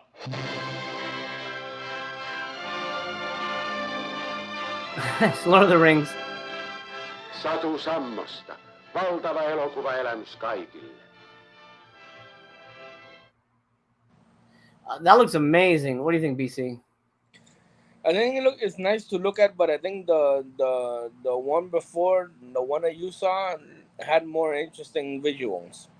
Yeah, this one definitely feels a little more like a little bit more story based. Right, more talky. More narrative. More talking, yeah. Morametz means masterpiece. A gorgeous film. This looks to be similarly excellent. It does. Kevin actually has the same thought. It looks like a play. It's very stagey because they've obviously it's all stages, but I kind of like that look. It gives it a really nice feeling. In many ways, Stalin produced this film. Interesting way to look at it. Yeah. And they did. MSC did. They did Sampo. It was under Day the Earth Froze, I believe was the title they did it under. Okay. Let me take. We're gonna take a quick break. BC, I'm gonna go. I'm gonna hit the Little Masters room. Well, not Little Masters. No, I had to take a piss. Is basically I was gonna say trying to come up with a cool way for.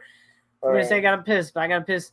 But we still got a few movies to talk about, so hang tight. What I'm gonna do, I'll leave you here to be the sole host, but instead of you talking to folks because you can't really select the chat, I'm going to give you something to watch with everybody that I think you guys will all enjoy. I'll be back in like 2 minutes, but BC will be here watching this with you.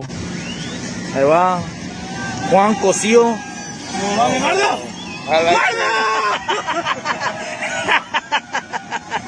Le valió madre.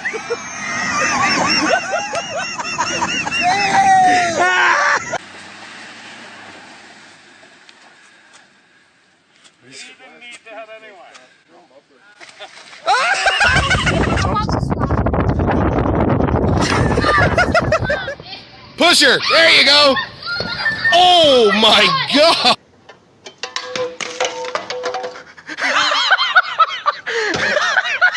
Okay.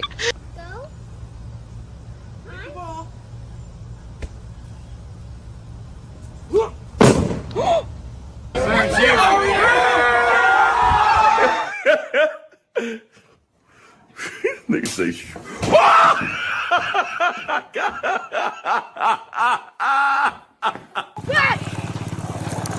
my god, oh my god, oh my god, oh my god!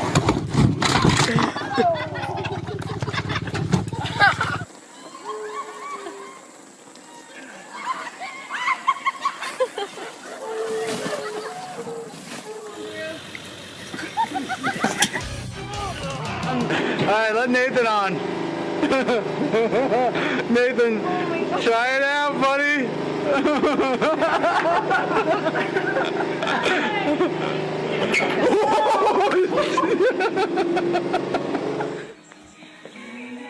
Alright, we'll end it here. We'll see what happens to this guy, and then we'll... Big Brian Steve. Whoa, Yeah, gotta that watch was this loud. one. Gotta watch this one. Okay, fine. Hold on, let me lower this thing. Oh man. That's a good party show right there, man. Fat people videos. Yeah, fat people videos. I love that, man. I found that on YouTube. I'm like, shit, man. That's what I'm gonna show next because I just think that'd be like the funniest thing. Yeah, very stress relief. It reduces stress. Proven. It does reduce stress. By the way, we're at 90 thumbs up. Oh yeah, we're almost there. If we get 10 more, Awesome. big announcement. I'll tell you what I'm doing for the big 2-year anniversary special. Which, by the way, I hope you're free on Tuesday, BC. I'd love for you to stop by if you can. Tuesday. What's the number? July what? The 5th. The 5th. I should be free. My girlfriend will be mad. Ordered movies over $300 today. Oh my lord! Oh boy! Dude, you may not have a girlfriend when the order comes in, but you know, I'm sure she'll understand. I hope anyway. Anyway, so enough of the fat people falling down break. Let's talk about Satan's Children. Now that sounds like a fun, good title. Fun, good title. This is Saturn would release, right? Yeah. This is an AGFA, and technically, this is all. Oh wow, she is oily. Holy shit. Yeah. That woman is greasy. What do you think he's doing? What do you think they're about to do? I don't know. Play cards. I think he's about to get ready to slip and slide. Yeah. Let's see. What do you think they're doing? What do you think they're about getting ready to do? Cleaning up. Yeah. So Satan's Children's already been released by AGFA. I have this as a double feature, I believe, with where is it? Oh, it's in the other room. With Satanis, I believe. If anybody can double check that for me, let me know. The original AGFA release. Razor says Satan's Children is nuts. Satanic anti-gay movie. Oh, really? Oh, interesting. I haven't seen it yet. It's been on my list for a while to get to. Beautiful slip. Also a stacked release. Slippy. Yeah, Slippy indeed. Because it was released by itself. Does it have the M right here? No, it doesn't show the original release because it's different technically. Okay. This I think only has the one movie though. I don't think you get Satanis with this. No, you don't. Made by one and done filmmakers in the shadows of Tampa, Satan's Children feels like an after-school special from the depths of hell. Literally. Bobby is a troubled teen with problems. After deflecting his father's insults and his stepsister's come-ons, Bobby unknowingly ends up at a gay bar. Before long, he's assaulted by 4 guys in the backseat of a car. With nowhere else to run, Bobby joins a cult of Satanists to enact his murderous revenge. That's what you do. I mean, I think that's probably his next step. It makes sense to me. Truly deranged gut punch. This is a gritty and baffling horror experience that could have only happened in Florida. AGFA, Something Weird, I Love Something Weird, are thrilled to present the 2K preservation of Satan's Children from the only known 35mm theatrical print in existence. What do you think, BC? Is that an interesting film to you now? Sounds interesting, yeah. Yeah. Maybe I'll wait if well, we can talk off air if you have plans on coming to visit. Maybe I'll wait for you to be here and we can watch it then, because I haven't seen it either. Let's see. Region Free Blue, a commentary with queer film historian Elizabeth Purchell and AGFA's Brett Berg. Brett Berg, I know that name from something. Cast and crew reunion Q&A, bonus TV special, The Weird World of Weird. Bonus short, Satan in Church, and bonus short, Boys Beware. Plus a torrid trailer reel from Lucifer's Archive. Oh, they were able to get Lucifer's Archive. Nice. The Devil's Collection of crappy movies.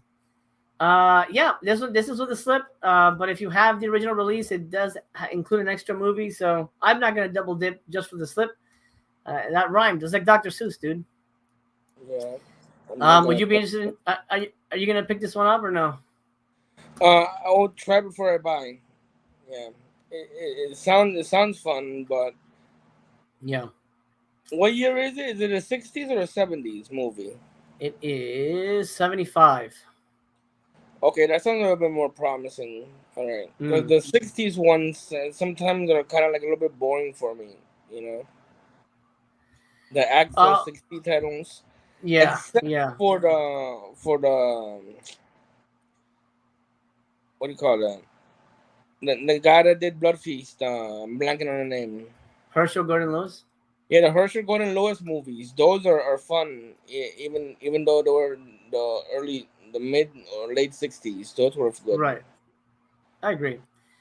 Ryan, yeah, the Wishman set is supposed to be. We're supposed to get 3 this year, and the year's almost done. I was expecting at least the second one by now.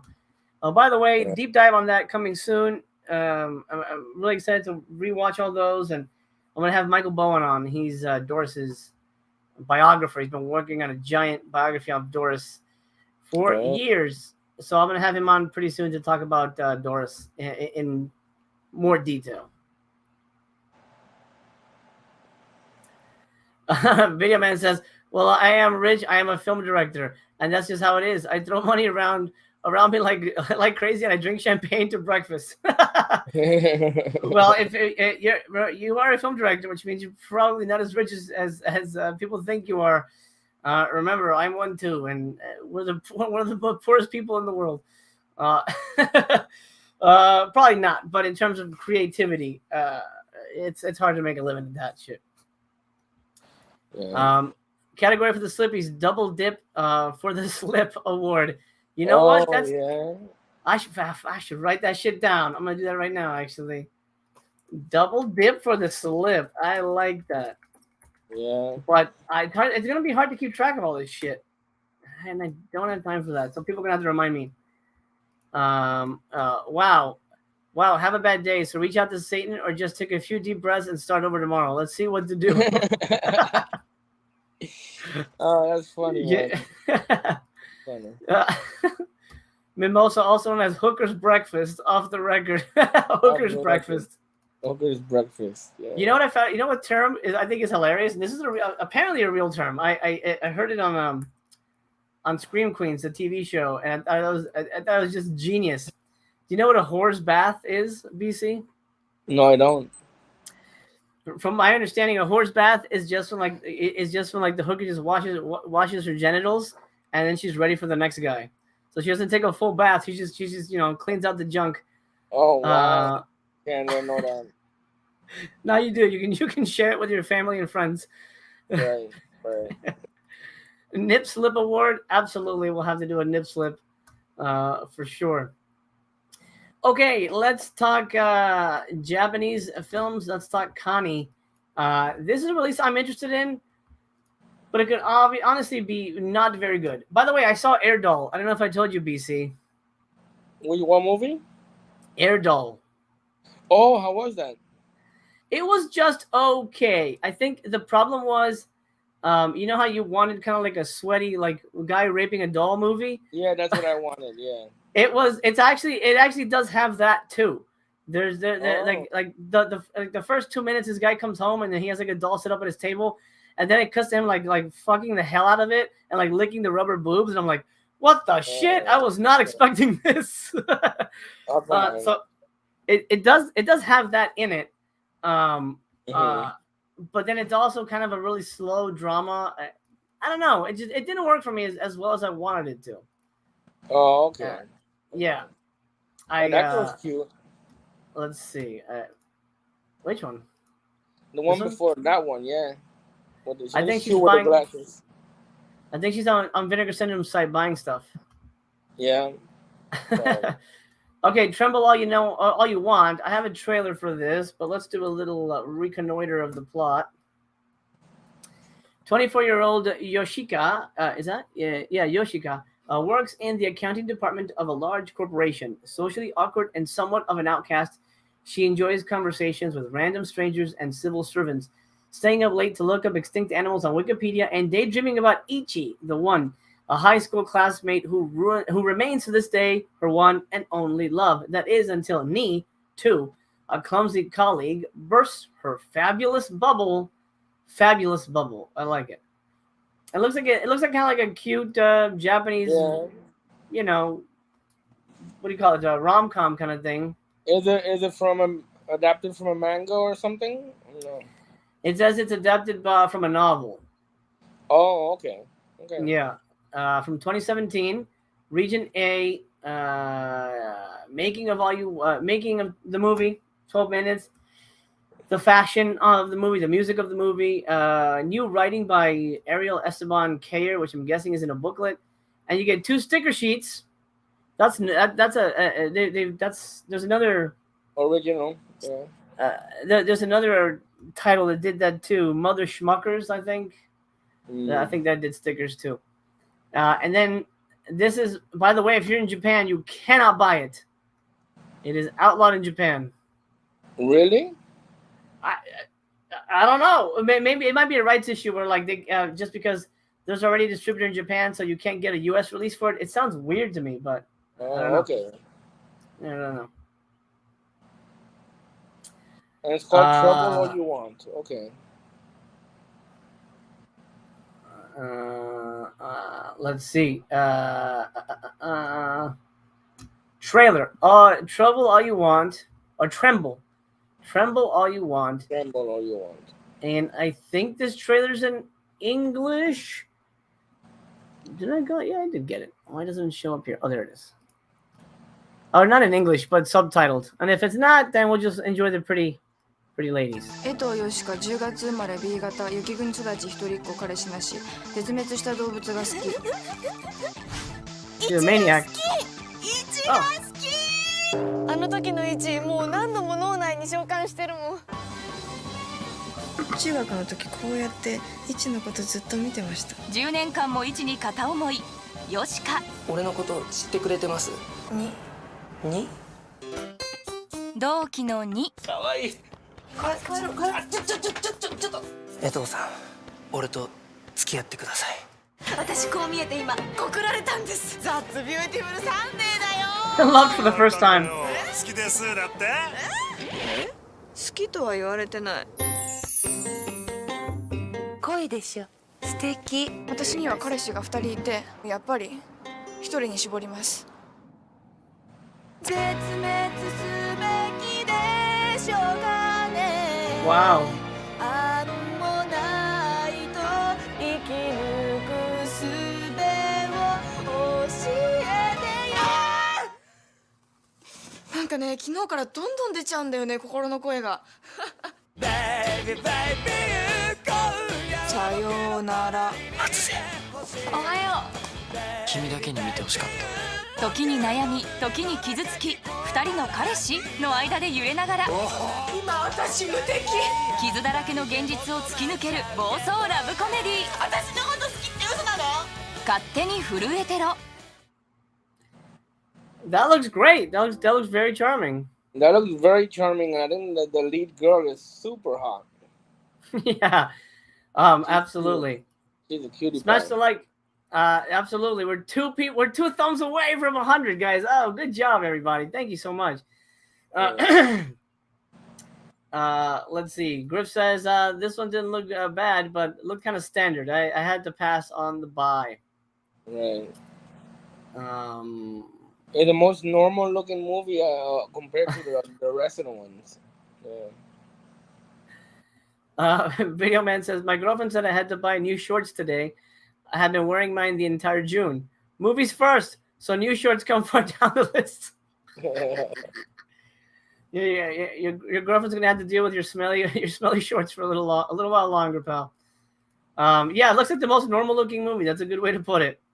Yeah. 100 already? No way. Oh, Video Man. Hey, awesome. Let's see. Oh, there you go. Awesome. Thank you, Video Man. Thank you for everyone. Yay! We did it. All right. So I'll make the announcement because you guys rocked and we got to the goal, and then we'll do the last. How many movies we have left? 2 movies? Okay, 2 movies. Okay, good. Jeez, god damn, it's never-ending fucking releases. Okay, so I'll collapse this right now. So I was struggling, and maybe you guys can help me decide. How about this? This is something. The 100th like anniversary. Yes, absolutely. Maybe you guys can help me decide what to do on Sunday, because Sunday's sort of up in the air. I was either gonna do. I was gonna do something live on Sunday. But what I might do on Sunday, and if this sounds interesting to you guys, let me know, is a live site tour of the Criterion channel because it's a really amazing service, and I think more people should know about it. And then I know the sale's going on for the physical media stuff, but it's a good place for TBYB. So if you guys are interested in that, let me know in the chat if that's something that I should be doing on Sunday. Okay. If not, does that sound interesting to you, BC? That sounds interesting to me. Yeah, it does. Okay, so that's 1 vote from BC. So let me know if that's something that appeals to you guys. For Sunday. But the big announcement is, shit, I have no idea what to do for the 4th, really. I have a couple of things planned, but I want it to be bangers because it's like the last, kind of, to me, it's the season finale in a way. But the end of the anniversary day, July 5th, I'm going to do a, depending on the time, because the day after, my family and we're going on vacation, so I'll be off of YouTube for a little bit. It's gonna be a double feature. We're doing a double feature. Let's watch here on the channel, movies TBD. But I haven't really mentioned it to anyone just yet what we're doing. But we're doing a double feature, and fingers crossed. Again, I can't guarantee it. But I have a couple of celebrity guests stopping by to say hello, and maybe we'll interview them a little bit. They probably won't stand, to hang out and watch the movie with us, but maybe they can come out and just chat for a little bit, and we'll pick their brains for at least 20 minutes or so, and then they can jet off. But I'll be having some celebrity guests stopping by, and we're doing a double feature of Super Garbage. And I hope you guys will join me to close out 2 years on YouTube. All right. And hopefully you will too, BC. Hopefully you can join me for that. Well, Sunday and Monday usually I spend with my family. My mom and my dad and my cousins. So I could probably see. I'll see what I can do. Yeah, it would be Tuesday. You don't have to worry about Sunday, but. Tuesday I could definitely join you. Awesome, and I'll reach out to the barrel gang and see if they want to come by and okay. Watch some shit to celebrate 2 years.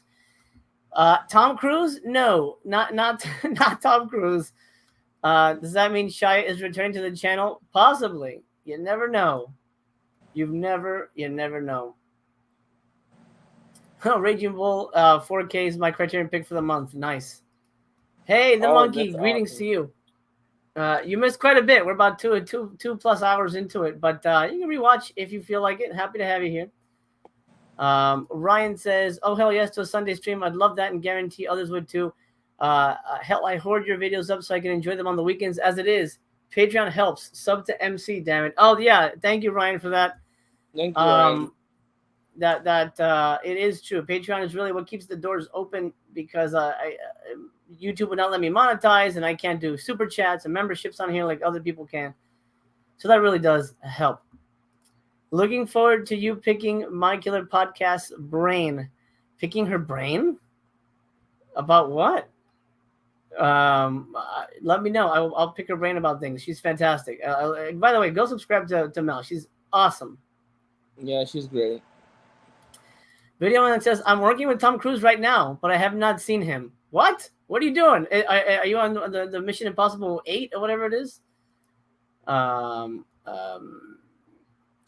It's Tom Cruise's birthday on Sunday. Oh, okay. Well, Tom Cruise is not coming, guys, so you can relax. Request for vacation denied. We'll miss you too much. Well, it won't. What I was gonna take 10 days off actually. I was gonna take 10 days off, but that's what I did for the first year. But I do. I miss this too much, and there's too much to talk about. So I probably won't be gone for more than 6 days. But and then I gotta do pickups for my movie, so I'm gonna be a little busy with that. Video Man's doing props on a secret film. Well, I hope it's not too impossible for you, Video Man. Which I'm pretty sure I know what the movie is, but that's awesome, man. Have fun with that. Okay, last 2 movies. Let's get through these. God damn it. Fucking Vinegar Syndrome tossing it like they're responsible for most of the new releases every month, I think. Yeah. Victoria. Let's look at this slip. Victoria. It doesn't tell me much. Yeah, it doesn't tell me much either, yeah. Let's see. 786 left. Oh, by the way, before we do that, how's this doing? Is this gone yet? Jack B. Nimble? 278 left. Oh, yeah, that'll be gone. Oh, yeah. Oh, yeah, that's out of here. That's out of here. Before midnight. 100%. Okay. Okie dokie. Victoria, did you want me to grab you one, BC, by any chance? No. Okay. Alrighty then. Maya Vitkova's stunning debut feature, Victoria, follows 3 generations of women in the final years of the People's Republic of Bulgaria and the early years of the new government, focusing on reluctant mother Borjana and her daughter, Victoria, who in one of the film's surreal magical touches is born without an umbilical cord. Okay. Though unwanted by her mother, Victoria is named the country's baby of the decade and is showered with gifts and attention until the disintegration of the East Bloc. Despite throwing the worlds off balance, the resulting political changes also allow for the possibility of reconciliation.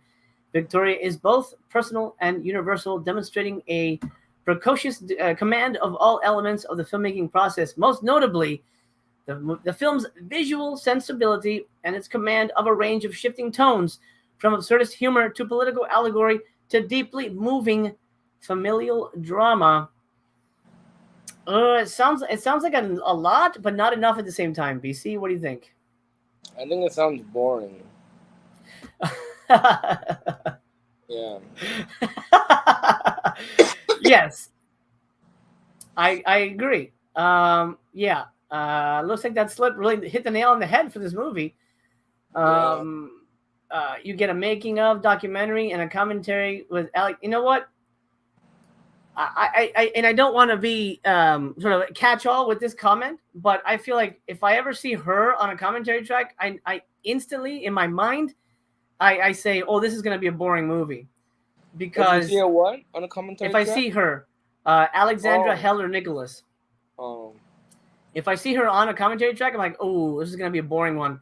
Because I mean, she's smart, she knows her shit, but I don't find her compelling as a commentator. I think her commentaries are pretty dry, and I feel like they only put her on they put her on like really dull movies, or maybe she just really likes dull movies. I don't know, man, but I think I'm gonna pass. I'm with BC. Sounds like real Boresville. Yes, absolutely. Nothing is impossible with crews on board, but I will not tell. Haha. Okay. Sounds like a plan. Oh, you said you were having special guests. My Killer Podcast came to mind. Still watching your 6-hour video, loving every minute of it. Loves her drop dead friend. I agree with you though. Oh, you're right. Yeah, absolutely. I see what you're saying. Yeah, I'll see if Mel can come in. And I wasn't necessarily going to interview my barrel folks, but I can ask him a question. If you have a question for Mel, come by on Tuesday and drop it in the the chat, and I will ask for sure. If it's an appropriate question, I'm sure she'll answer. This is a slow burn. Girl has no belly button, and they all treat her like she's royalty or something. Also, you've seen it? Oh, geez. Yeah. I would think Victoria would benefit from a cursed Humpty Dumpty doll. And everybody would. Why not? It just makes movies better. Okay. Last movie, and this one I've seen. And I mean, it goes without saying, but this is a weird one, folks. This is a weird one. Now, what you're seeing right here, this girl's face, is about 80% of this movie. The plot is very strange. Let's see how they break it down, and then I'll tell you what I think it is. I'll give you my brief review.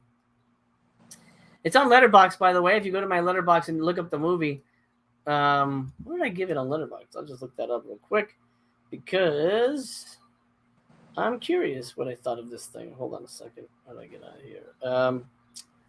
We're all going, right?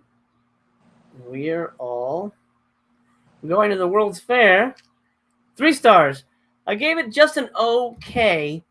That's my rating anyway. Alone in her attic bedroom, teenager Casey becomes immersed in an online role-playing horror game wherein she begins to document the changes that may or may not be happening to her. Now, that sounds way better than what the movie really is. Yeah, that sounds interesting. Yeah. The role-playing game, you never fucking see it. All you see is her looking at the camera, and the camera is the computer screen. And so what she's doing is, this is her room. She's looking at a computer screen the whole movie. And I'm not going to give anything away. Don't worry. It's kind of one of those like urban legend, like online urban legends. Like, oh, if you go to this site at midnight and you recite this chant, whatever this chant. How did you see this movie? It was on an online film festival. I'm blanking on it right now, but it was a film festival darling. So it was being talked about all over the place. I know Brad Henderson mentioned it and stuff like that. Griff, yes. It's a lot like Collingswood's story. It's a lot more interesting than Collingswood's story, but ultimately, and I don't want to give anything away. But so basically, she has this. It's a creepy movie, but talk about slow burns. This one is like it's like literally a movie where like you see a girl sitting on her bed reading for like 2 minutes. Like, what the fuck? Come on, movie. When is something gonna happen? Don't waste your runtime on this shit. I get pacing, but don't waste your time. I like those types of movies. But okay, sure. But there has to be substance to it. Do you agree, or do you just like? Yes, it was at Sundance. I think that yeah. There you go. And a couple of others too. There has to be something going on as well. Did you like? I forget if you like that movie, that John Dielman movie, where there was 3 hours of the lady sitting in her house. Did you ever watch that one? Oh, yeah, I did see it. I bought it and I saw it. I thought it was okay. Oh wow, okay. Well, this one is probably more, I would imagine way more interesting than that one. My main issue with it, I liked her a lot. I think she's a fantastic actress, and that's a good reason why the movie works. My main issue with the movie was it was setting up an interesting concept, and I feel like it literally just abandoned it. Okay. And that's as far as I'll go in terms of like any kind of comment, but it is a weird one. So but you can get it pretty cheap. I mean, it's probably the cheapest one I think released this month. Are you interested in this, BC? How much is it?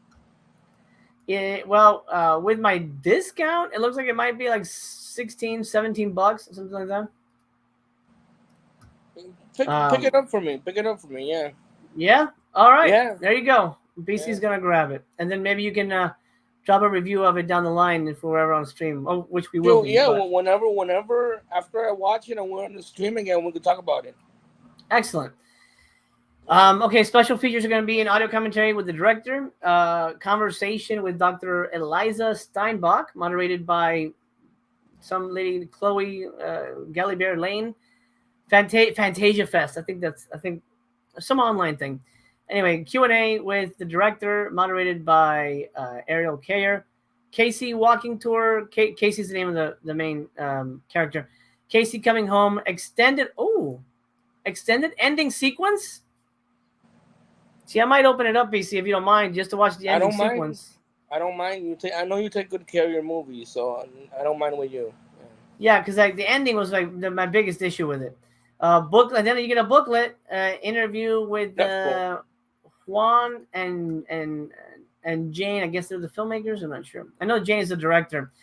Anyway, there you go. We're all going to the World's Fair. BC's picking it up. Yeah. I like slow burns if they have a unique vibe that you can get into. Absolutely. That's you nailed it right on the head. Right. They have to have a good vibe.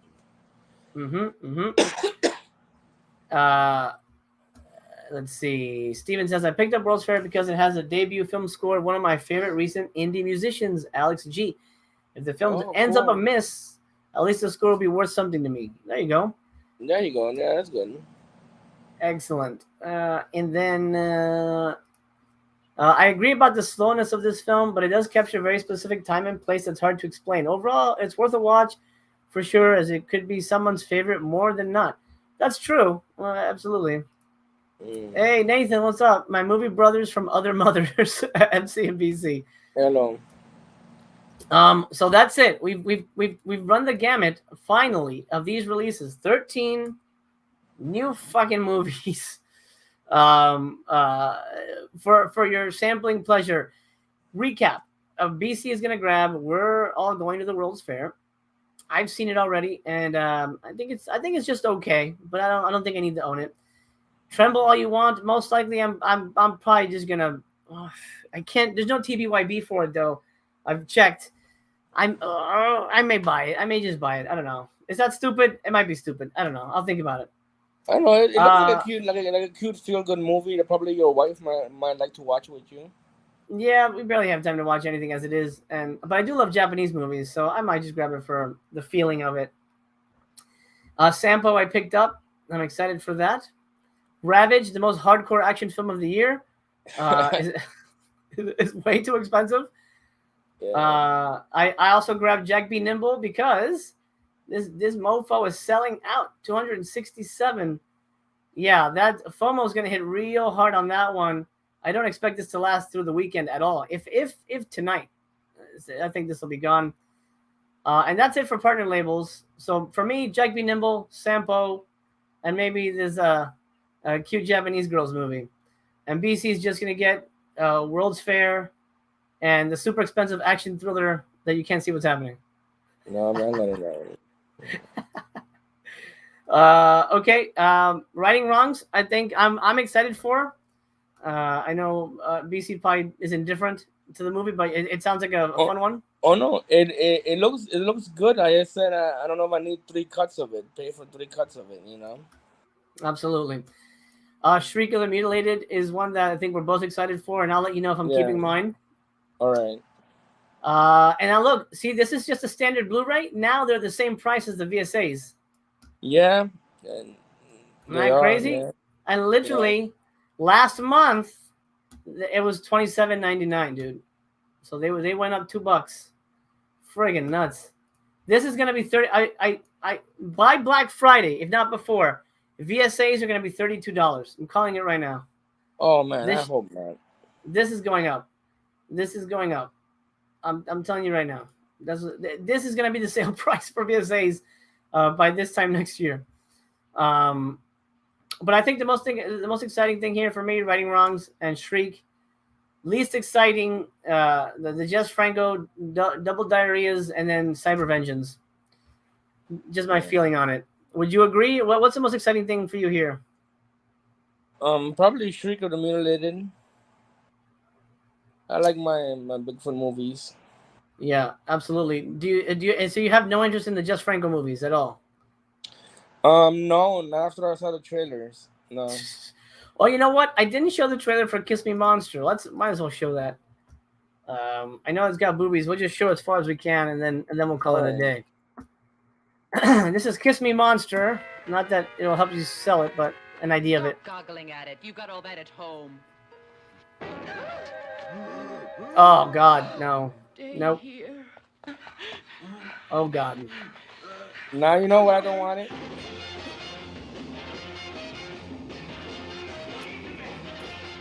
The likes are down to 98. What the hell, guys?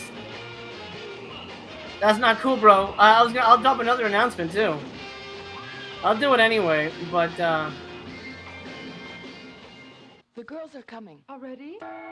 yeah. Oh, not cool, bros. I'll have to think about it. I'll help you if you like.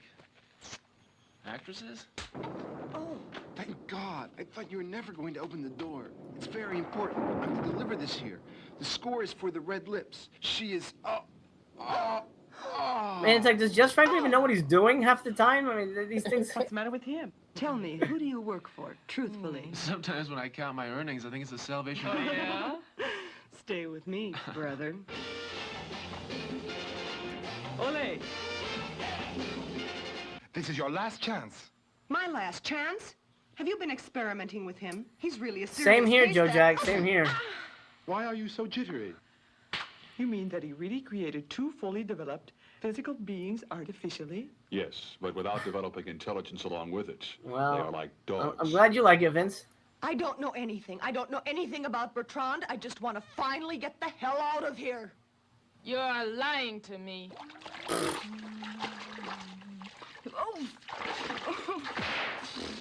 All I know about your What the father, hell's Professor happening? Bertrand, is that he was a great scientist, and that many people are interested. You know, I don't know, Razor. I have no idea. No idea why people like these movies. Please.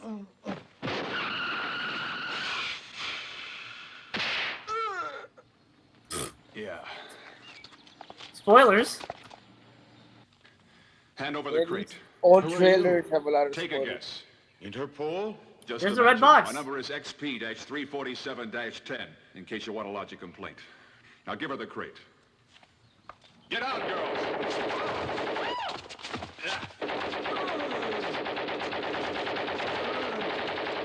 Well, those guys are all dead. Thank you. Mm-hmm. There's a step. You promised me we'd go on a trip around the world with a striptease number.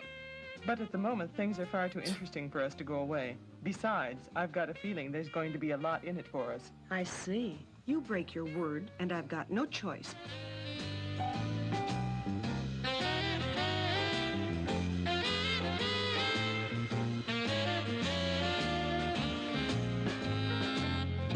Oh God. Yes, Marlon. Yeah. They're not fucking 4K, are they? That would be ridiculous. No, no. I mean, okay, good. If it was 7, they might have 4K this shit. I don't know. Yeah. All right. Well, that's that. Reviews for that coming as soon as they get into my grubby little hands, and I force Mistress Cass to hold them and put up with them. Let's see. All I want to say is that after the unveiling of Shriek of the Mutilated Slip, I'm starting to become more apprehensive of future slips from VS releases. They have really dropped the ball this year. Okay. I didn't think it was that bad. Nothing. Yeah, it's all right. All right. Art again is subjective, so unfortunately we're not going to appeal to everybody. Like Dead Heat, such a fantastic film, yet the VS gave it such a drab slipcover. I don't remember it being too bad, but I don't know. I like that movie. That's pretty standard slipcover. Yeah. Okay, we're wrapping up, so shout out what you guys picked up. And I'll highlight it. Trash Road grabbed Along with the sub package, Cyber Vengeance, Roller Babies, Mount of Venus, Jack B. Nimble, The Oregonian, Ravage, the ultimate action thriller, Raw Nerve, Sampo, Satan's Children, and World's Fair. Yeah, that's too many. I would. It's too many. The Monkey. What's your opinion of Blood Diner? BC, have you seen Blood Diner? Have I? I think you have, but I don't remember. So it's kind of like an update of Blood Feast. Well, these guys, it's like two brothers. They own a diner. It's kind of like Blood Feast. Probably have, but I don't remember, so I can't really say. It's good. I like Blood Diner. I think it's a lot of fun. I recommend if you guys haven't watched it. I think it's really fun. Let's see. The only part of Just Franco I like is Stephen Thrower's writing, because skip the films and read Thrower for fun. Yeah, his special features are great. I mean, he is like exhaustive over Just Franco. I don't know what he sees in Franco, but the guy knows his shit. Can we get Mrs. Cow's review of the Francos? No, I don't think I could get her to sit through that. Not at all. Maybe on Patreon I can do something, but I don't think so. After VS7 and Kino and not Criterion sales, I'm tapped out. Yeah, wait for Black Friday. Nobody has to pay full price. Nobody got to pay full price here. Happy 4th of July to you both. Favorite film you'd recommend watching on the 4th? Do you have a favorite 4th film? I like Born on the 4th of July. The Tom Cruise. Talk about Tom Cruise, you know. That's right. Yeah. That is a good movie. Not a feel-good movie, but good. It's not a feel-good movie, but it's Oliver Stone, and I like Oliver Stone's movies. What Franco film feels the most like the 4th? Shining Sex, because Lena Romay's covered in glitter and it kind of looks like fireworks. I don't know. That's what I would go with. Do you have an answer to that? No, I don't. Okay, so Shining Sex. There you go. I think I'm gonna get Champ and Shriek of the Mute. What the hell's Champ? Shampoo. Sampo. There you go. Good. JS, I'm good on Vincent till Black Friday. Very good. Very smart. A Heavy Metal Parking Lot, Ron Irvin, Jack B. Nimble. Nice. Good grabs. Okay. We're about to wrap it up here. If we're back, oh good, one thumb away from back to being to 100. If we get to 100, I'll reveal what the next movies are for Voyage to the Bottom of the Barrel, episode 2. If you didn't catch the first episode, it was on Mr. Tony the Dead's channel. The way we're gonna do it is we're going to switch channels. So whoever picks, or whoever gets selected, I should say, they'll host it on their channel. If BC is whenever it's BC's turn, he'll do it here on this channel. Obviously, I'll be on this channel. The first episode was on Tony's channel. Second episode will be on Mel's channel. Thank you. I was thinking of her channel name and I blanked out for a second. On Mike in the podcast. Yeah. Barnabas says 102. Oh, really? Even better. I don't know. I see 100, so I'm gonna say it. The Monkey did turned it. Thank you, Monkey. Okay, so episode 2, Voyage to the Bottom of the Barrel. It's time for me to go face to face with Dark Tower once more. Mel asked, can it be Dark Tower? And since it was the next episode and she just got it, and we were talking about doing a review with her anyway, well, it's going to be it. Movie number 1 is Dark Tower from Vinegar Syndrome, one of my least favorite movies of all time. If you've been following along with the Vinegar Syndrome conversation, you know that that movie is sort of my nemesis. But I will square off with that movie, and BC as well will square off with that. I know you're not a fan of that either. No, I'm not. So we'll have to sit through that shit again. And the second movie will be Sharks of the Corn. I think it's called Stephen Kang's Sharks of the Corn, which doesn't look any better. But it doesn't look any better. Son of a bitch, man. That's gonna hurt. JSS Killer. Barnabas says, no, just kidding. Steven says, get ready for that cake. She's not going to like it. There's no way she's going to like it. Go tell her that. There's no way. I vouch for her. And I told her, you can't lie. You can't just say, oh, I love it. I think it's great. Just so that I can eat a cake. It has to be genuine. She friggin' loved it. She's not going to love it. She can't love it. There's no way any rational human can love that movie. No, it's bad. It's bad. It's very bad. It's very bad. It really comes to life near the 11th or 12th watch. I'll take your word for it. Please do a full plot synopsis before you guys go into nitty-gritty on the barrel streams. Hard to get what you guys are talking about when we haven't seen the movies. Trash World, 100% agree. The problem was it was our first show and Tony was hosting and I didn't want to step on his toes too much. Yes, we should. And that's kind of what I was leading with. Okay, who wants to talk about the movie first? And I was hoping somebody would give a synopsis of the movie. And then honestly, I wanted to show the trailer before we talked about the movie.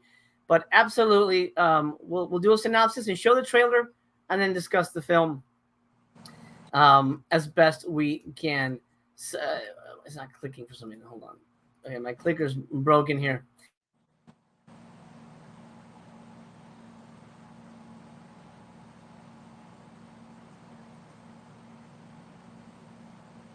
Yeah, Master Chaos disappeared. I'm back. Sorry, guys. I don't know what the fuck happened. That is weird. Okay. Not supposed to do that. Okay. Yeah, my thing just took a shit. All right. Yes, full synopsis. Solid Snake says, I liked Dark Tower. Good. I'm glad you did, my friend. But did you love it? Did you love it? This is BC's channel, a video store. That's what I'm saying. If it's his turn, he'll be doing it here. Yeah. I don't have a channel. Yeah, maybe one day if he musters the energy, he'll put something together. But this is his home away from home. Let's see. If Vinegar Syndrome had a streaming service for like $60 a month, but you could stream all the titles and features of the month, for the month, would you? They did have one. They had one. It's called Exploitation TV. Did you know about this, BC? No, I didn't. Back in the day, I think this might have been even before you knew about them. They had one called Exploitation TV, but it failed and they shut it down. But they did have a streaming site. Let's see. I advise waiting till your couple syndrome order comes in to watch them all right after Dark Tower ends. Maybe. Although the next episode's already been scheduled, by the way, so I can tell you that. As well, next episode will be July 13th. July 13th, Wednesday. July 13th will be Bottom of the Barrel episode 2 on Mel's channel with those two movies. And then it's face-to-face with Dark Tower again. Jesus Christ. All right. Anyway, thanks. That would be perfect. Yes, 100% we'll do that when the time comes. Okay. Let's really call it a day. BC, thank you for joining me, man. It's just always fun talking new releases with you. Likewise, I had fun. You know what I'd like to do is maybe later in the month get together with a whole bunch of people and talk Criterion titles. So hopefully you can join me for that. Well, Criterion wise, I think I only really like Bergman and and maybe like some of David Lynch's stuff, but I'm not. I mean, I'm down to talk about it, but I don't have much content, so my Criterion collection is pretty small. Well, you can talk about the Ingmar Bergman box set. Maybe you can like open it up for us and kind of like show us what it looks like inside, because people might be curious about that one. Okay. Yeah, so we'll do that down the line. But for tomorrow, I hope my thing's acting up again. I don't know what the fuck's happening. Tomorrow is Saturday. Guess what we're doing Saturday? What are you doing? It's back. Let's Watch Live Summer Special.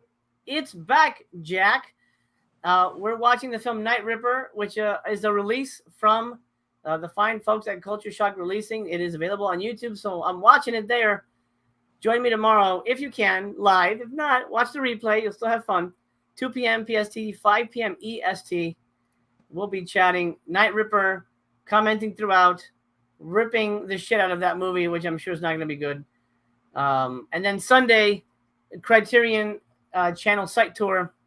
Monday's up in the air. I'm not sure what I'm going to be doing for 4th of July.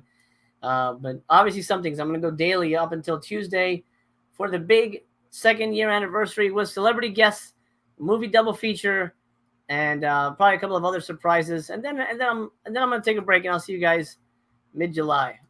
But you still have me for a few more days. Oh yeah, loved Night Ripper. Awesome. Okay, good. Well, he liked it. That's good. Video Store says, I'd love to hear BC's Bergman picks. I've only seen Face to Face. Face to Face? Actually, I never heard of that one. And that's weird. I think I've heard of, there's a Bergman movie called Face to Face? I guess so. I don't know. Mm-hmm. He's made like 80 movies. A great stream will catch the first 3/4 that I missed. Well, I appreciate that very much. That also helps. Rewatching also helps the video and all that stuff. Okay, let's end it. BC, have a great night. I'm off to have dinner with the family. We're gonna watch Stranger Things. The new season is up, and we're gonna see what happens. If anybody's seen it, no spoilers. And BC, what are you gonna do the rest of the night? You're gonna watch Red Surf? Either Red Surf, yeah, Red Surf, or I might just go out for a smoke and then go to sleep. That sounds like fun too. All right, yeah. Folks at home, we love you very much. Thank you so much for being a part of these streams. You really make this a special experience for both of us. It really means a lot to have you here, to have you share your time with us, your interests with us. And even though we may not agree on everything, we can always agree to be pals, and that's really the most important part. Remember, we love you. We love you just the way you are. Hang in there. It gets better, I promise. But for now, we're going to bid you a fond farewell. Yeah. Y'all ready for this?